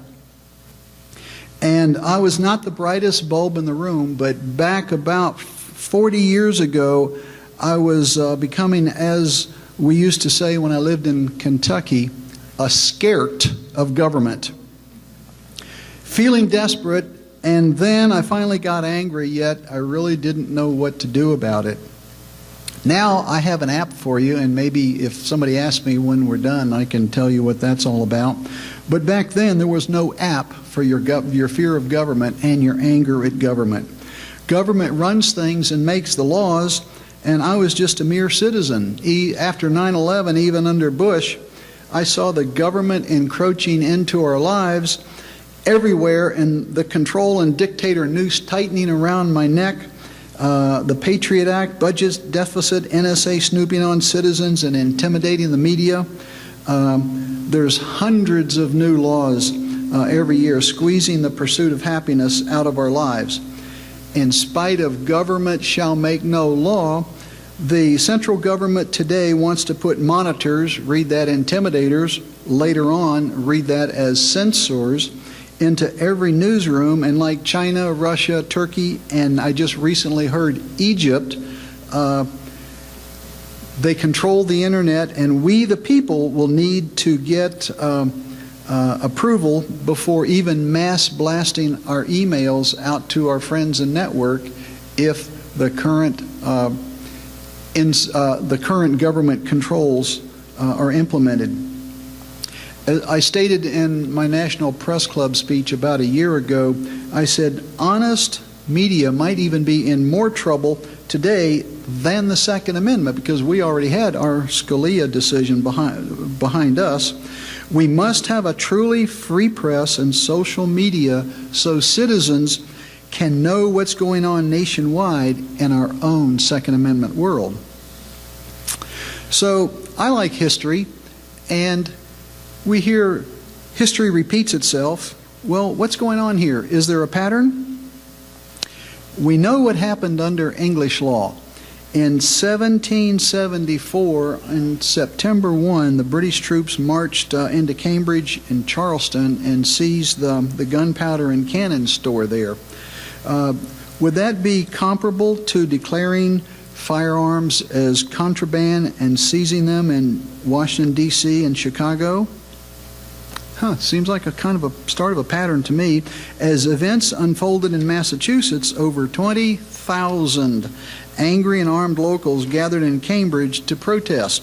Yet the next day, General Gage was still able to seal the Boston Magazine and cut off gunpowder into the entire area. I got to thinking, gee, would that be comparable to our EPA having recently closed down the last lead mine in America to restrict ammo, even as the government sponges up 4 billion rounds of ammunition, so I can't find any anywhere, not even at Walmart. Well, 6 months later, timeline 1775, on April 19, we now call that Patriots Day, started when General Gage and 700 troops, this time, deployed to Concord to hunt down citizens as in plural, personal military provisions to merely disarm the rebels, and on no account to fire except with orders from the general. They were surprised to meet the mere 70 militiamen, Minutemen on Lexington Green, who also were determined not to be armed and intended not to be the aggressors and wait to be attacked first. Nevertheless, a shot was fired and heard around the world, and I'm wondering if would that sort of be comparable to Waco, Texas, attack on the Branch Davidian compound, or comparable to almost Waco 2 event. The central government just retreated from, or slithered out of, from the Bundy Ranch in Nevada. Now, I happen to know I was inside on some information when that was going on, and it was being called the possible next Waco while it was underway. And I made a few phone calls, and I hope I was able to help make a difference. Clearly, the First Amendment revolution was precipitated by the Crown government's gun confiscation and the mere threats to our colonial forefathers' right to keep and bear arms. They lived under the consequences of slowly losing their rights even before there was a Bill of Rights, before there was a Bill of Rights document. Here was Patrick Henry's reaction.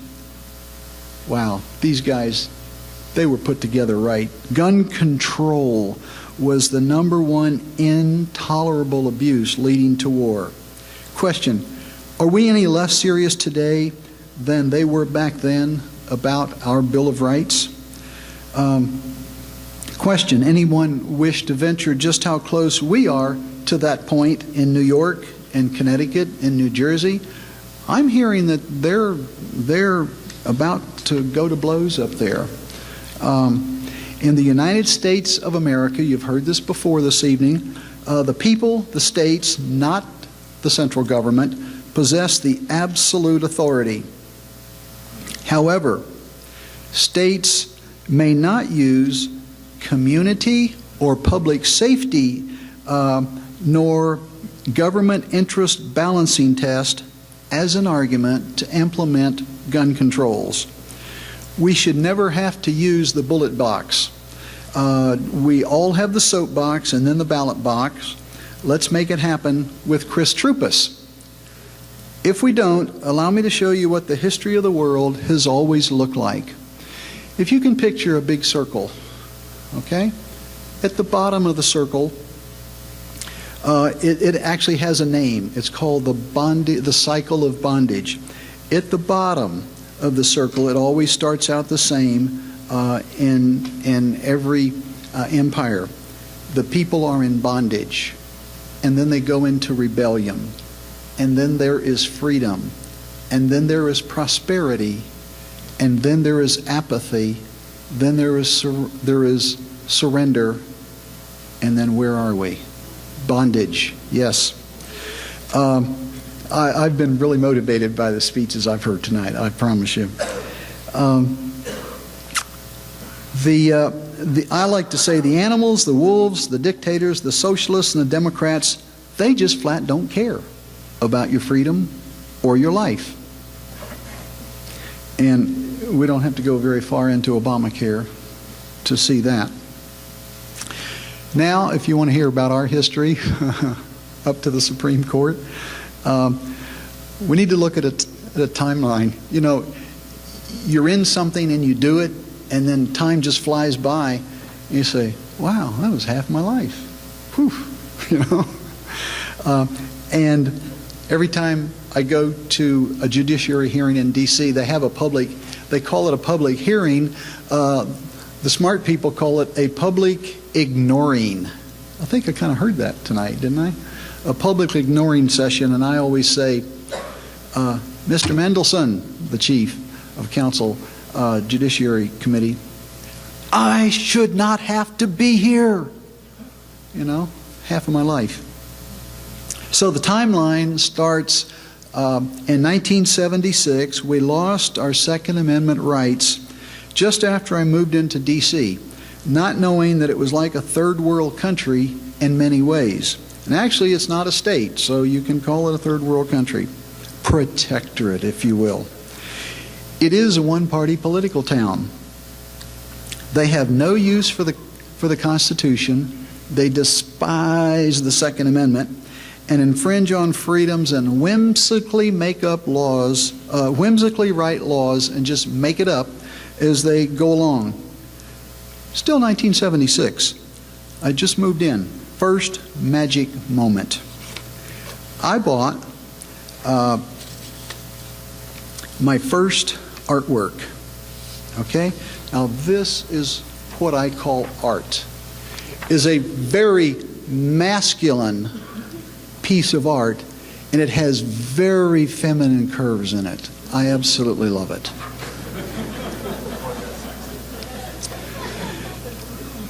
Not only is it work of art, it's utilitarian. It could save my life in the middle of the night if someone broke into my basement apartment to do me harm. 1976, same year, first unmagic moment. The government, the DC government, had just passed the law and told me that by September the 24th, I must throw my artwork into the trash dumpster, or they would send a SWAT team to my house to confiscate it, melt it down, and throw me in jail. In Washington, D.C., the Washington, D.C. Council, despising the Second Amendment and mommy and daddy government knows what's best for us, had passed their major gun ban laws. With a stroke of a pen, they had eradicated the Second Amendment. Poof. And a great number of law-abiding citizens were transformed into criminals. And what was the result of that? Less guns, more crime, the perfect socialist model.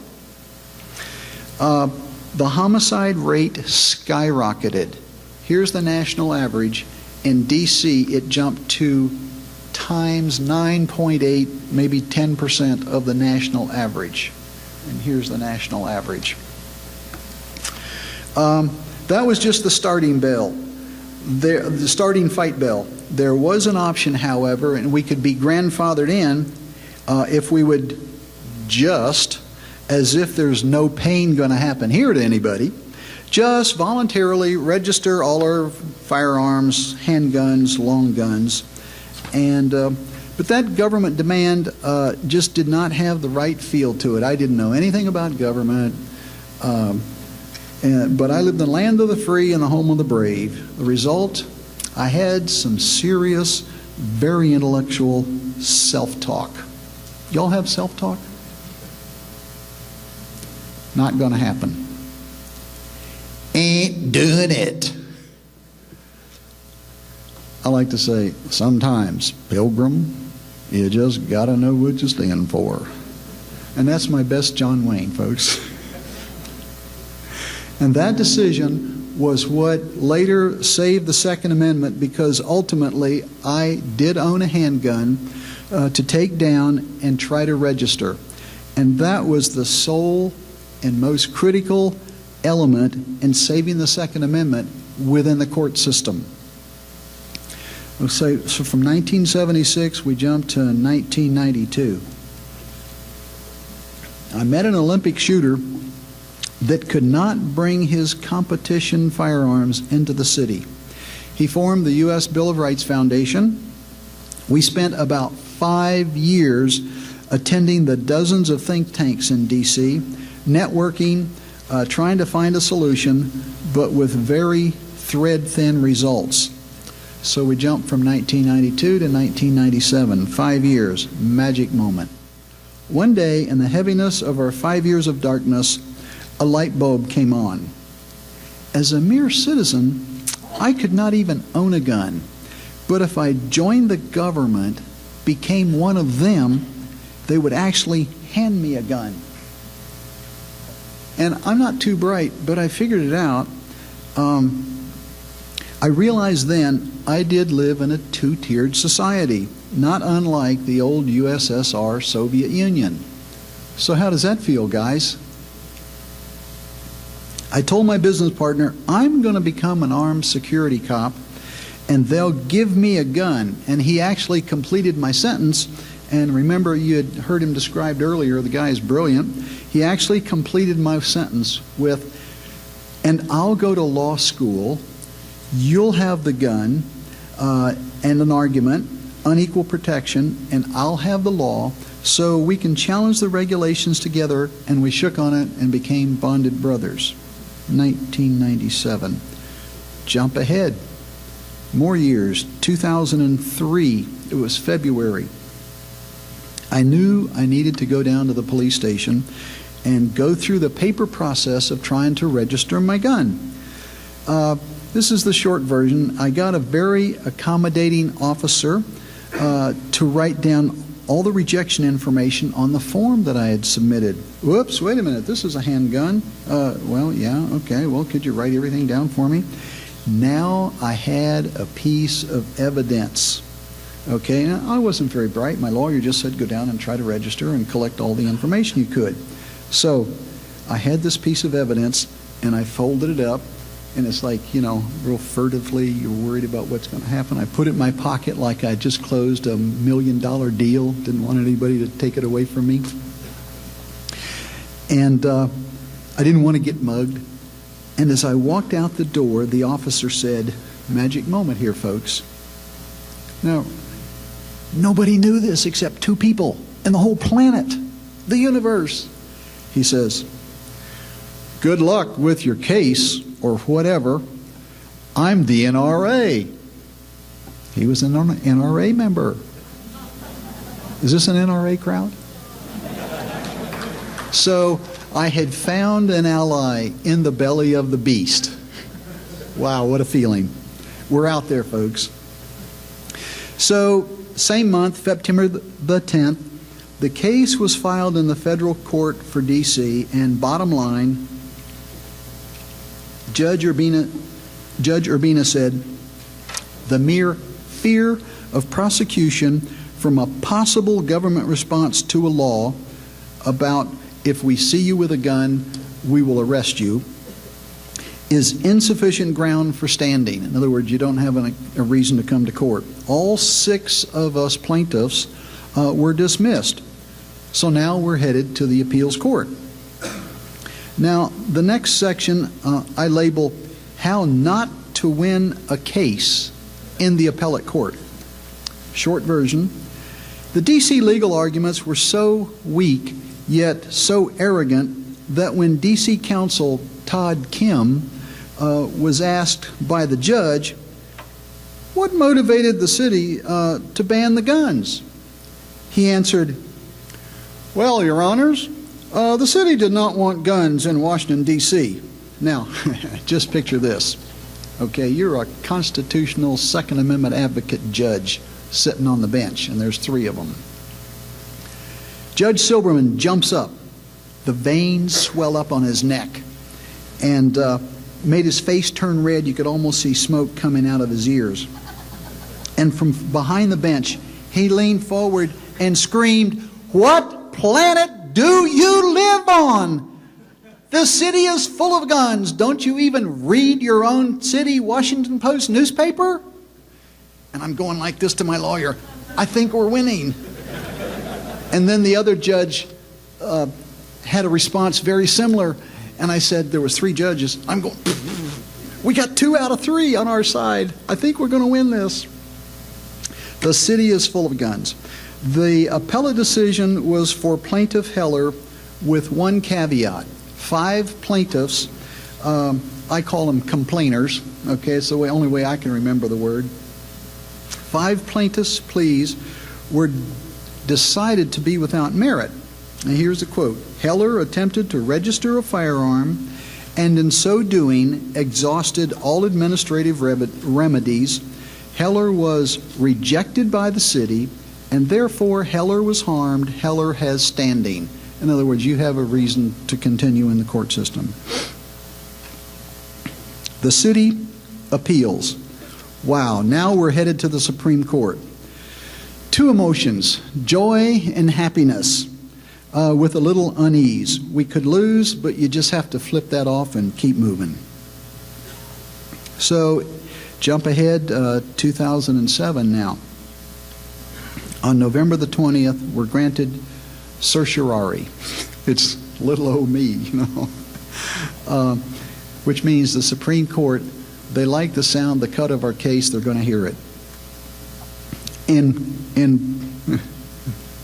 Can't keep from laughing here sometimes.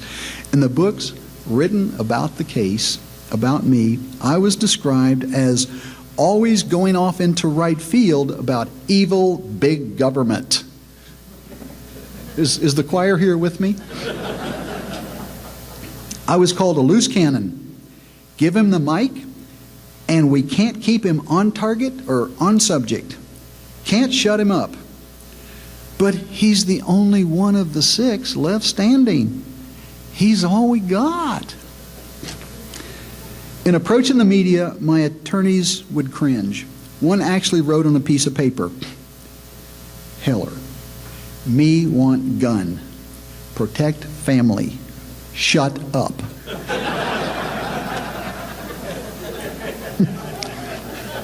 I think I remember that one.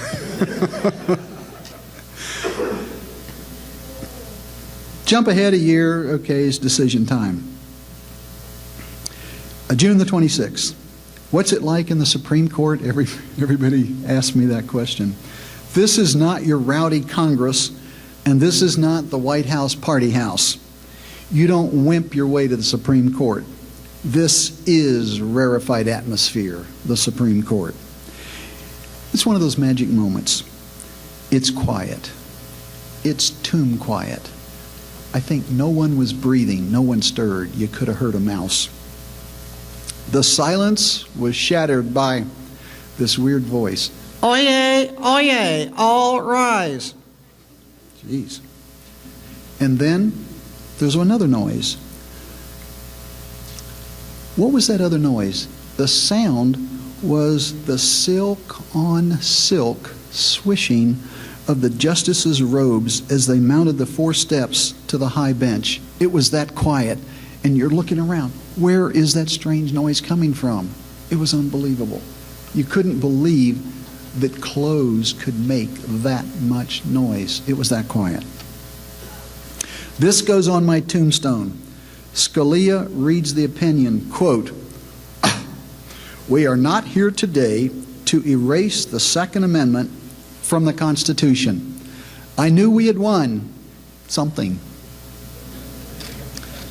And 85 pages of legal brief. You know, I knew there had to be something good in there for us. There's a pony in here somewhere, even though the whole thing was supposed to be our pony. In summary, the decision handed down by the court was 5-4. Firearms ownership of the common use gun of the day was indeed a fundamental, enumerated individual right. The Second Amendment was validated as meaning what it says and saved. Note, computer log, stardate 06/26/08. The city, they shoulda, oughta just let me have my gun. Now, the real world. I like to take a snapshot of the socialist cesspools of big cities. I'm surprised I've heard so much of this evening, but let me give you some direct quotes. We're in a new stage now. We're in front of the Supreme Court after the decision. Horror moment. The opposite of a magic moment, only multiple times negative. Mayor Fenty, he looks like he's sucking on a lemon. You've got your guns, but we have control. Gun control. And I'm going, uh-oh, very intellectual. Not good. Something bad is about to happen. Nothing good here. In her own words, D.C.'s non-voting congressional representative, Norton, later on said, "Our objective is to make it as inconvenient as possible to be a gun owner in D.C." How about you? Is that your version of the Second Amendment? It's not mine. But you have to consider that kind comment. That was like almost nice compared to what comes next. In his own words, the mayor of Chicago said, and I quote, "The police oversight of gun ownership is designed to harass law-abiding citizens with stress and the eventual seizure of your guns." What's up with that? With all that corruption there, that is a flat-out communist speaking to us. Running one of the country's largest cities, their philosophy is obviously Stalin's. One man with a gun can control 100 citizens without a gun. Then the police chief in Washington, D.C., Lanier, declares, because we have embassies in D.C.s, the whole of the city is to be a sensitive area. Read gun-free zone. And a new phrase I picked up here in Idaho is sitting duck, attached to my phrase of mass murder killing zone. Read citywide kill zone. Like, folks, every one of those embassy people aren't packing? Heck. So now you know what to expect when terrorists hit D.C. and start shooting up the place. All the citizens, if all the citizens remain disarmed, how long will it take for the second responders to show up? The police to arrive everywhere or anywhere in the city. The citizens, we folks, we are always the first responders. Or disarmed, the first to die. And that's why we have to be armed fully.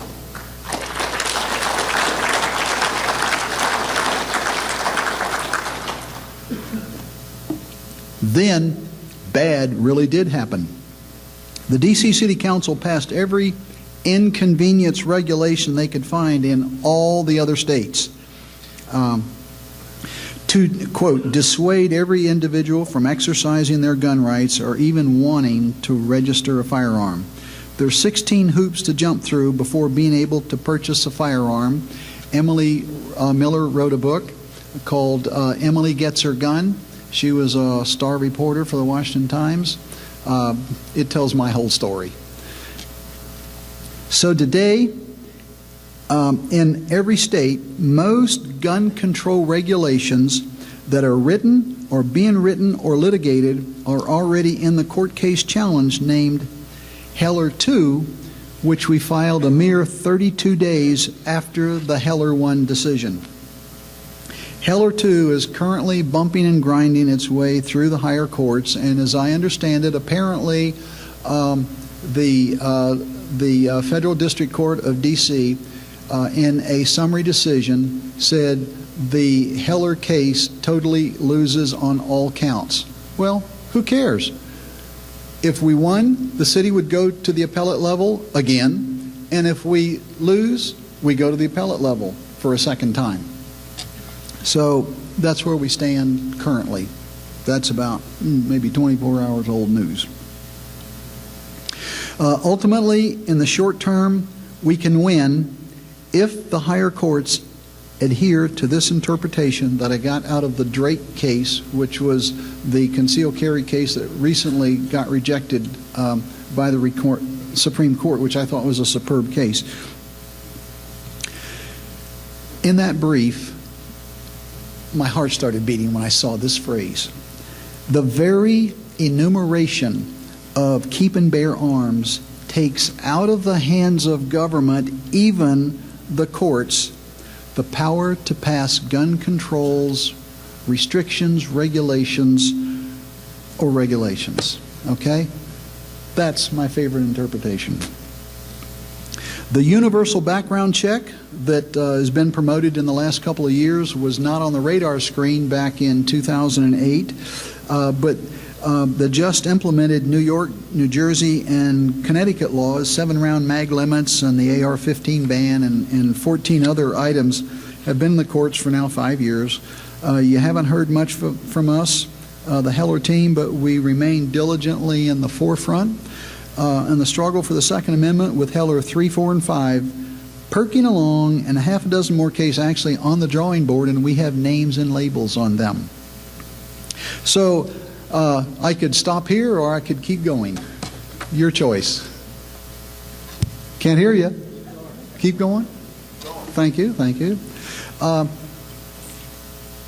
My last segment, and I think this is frightening, as if it isn't bad enough. I call it clear and present dangers, how the power-mad one-world government tramples sovereignty. And I kind of like to go through these 5 points because they're almost humorous. In 1914, the League of Nations, which I never knew, in the history I studied, the U.S. never actually joined. It failed 6 years later, then resurfaced in 1942 as the United Nations, which later became a platform for dictators and third world ruling thugs. My opinion, it would appear that. They all hate our Constitution, so they have a platform of attempted infringements. Now, I didn't know much about government, but the one thing that I personally remember when I started being aware, even before I understood Agenda 21, was the United Nations wanted to be stewards of all the green land in the whole world. It was called green space on the planet, all national parks, all government-owned land, and even the local greenery of the parks in our neighborhood, even in the U.S. of A.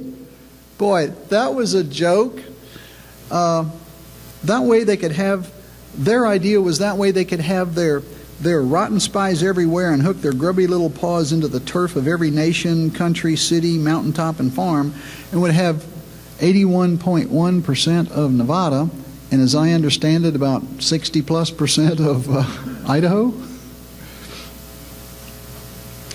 When that sovereignty invasion scheme failed, the next thing I remember was number 2, they wanted a 1% payroll tax from all people in the world to build themselves a United Nations army. Oh, that's terrible. That's not going to go. So then they tried number 3, insane idea. The next thug idea that failed was they wanted a mere 1/10 of 1% of all the major financial transactions of the world to build their United Nations army. Number 4, the next creative idea about 20 years ago was to invent and address a forthcoming ice age. I had just moved from England at the time, and the glaciers were supposed to sweep over the island of England. I said, whoa, that's going to be interesting. Oops, I'm sorry, that's global warming. Oh, oops, I'm sorry, that's called climate change. That's like saying we need to address the daily sunrise and sunset and let us in the United Nations manage that project. These people are just out of their mind. Then comes this one. This one is actually hilarious. The others are a joke. This is hilarious. Then comes the UN Law of the Sea Treaty called LOST. Does anybody know what that is? Show of hands. A few people? Okay. Where the United Nations runs all shipping traffic on all the oceans in the world. First, list all shipping.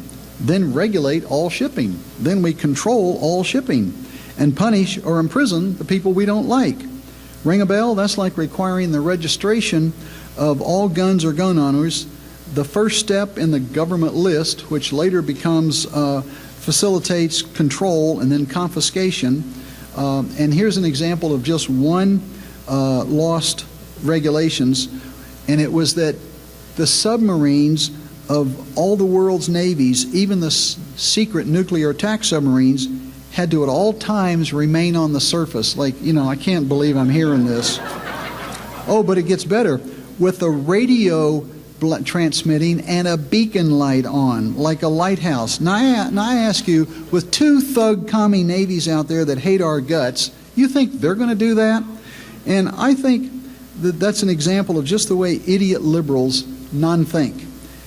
Isn't that sort of like expecting criminals, demanding that criminals in a concealed carry world to open carry all their illegal firearms so we can know who and where they are? It just ain't going to happen.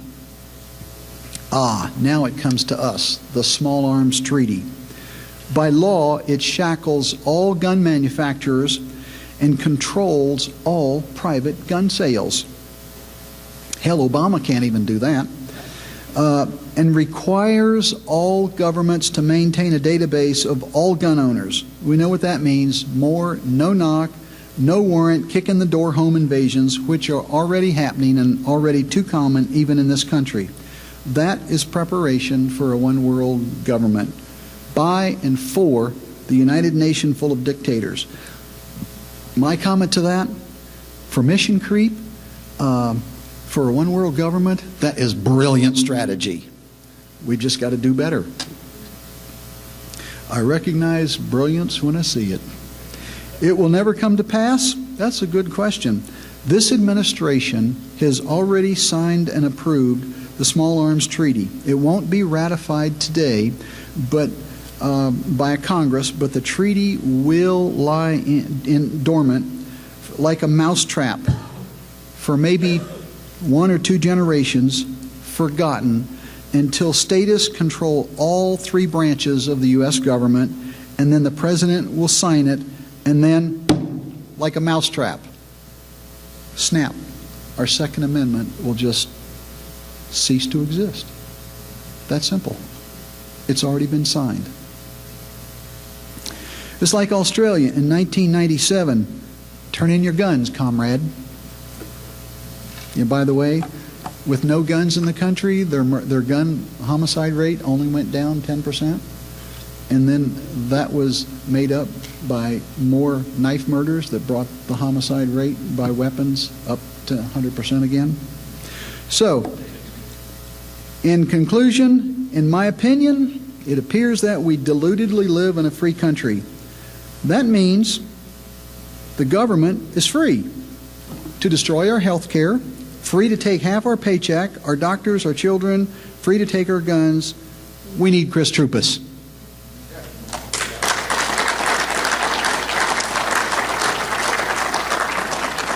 So just how close to central government runs everything, communism, are we today? Sent hither to harass and control us? Well, I like to state the facts. 2011, November the 18th,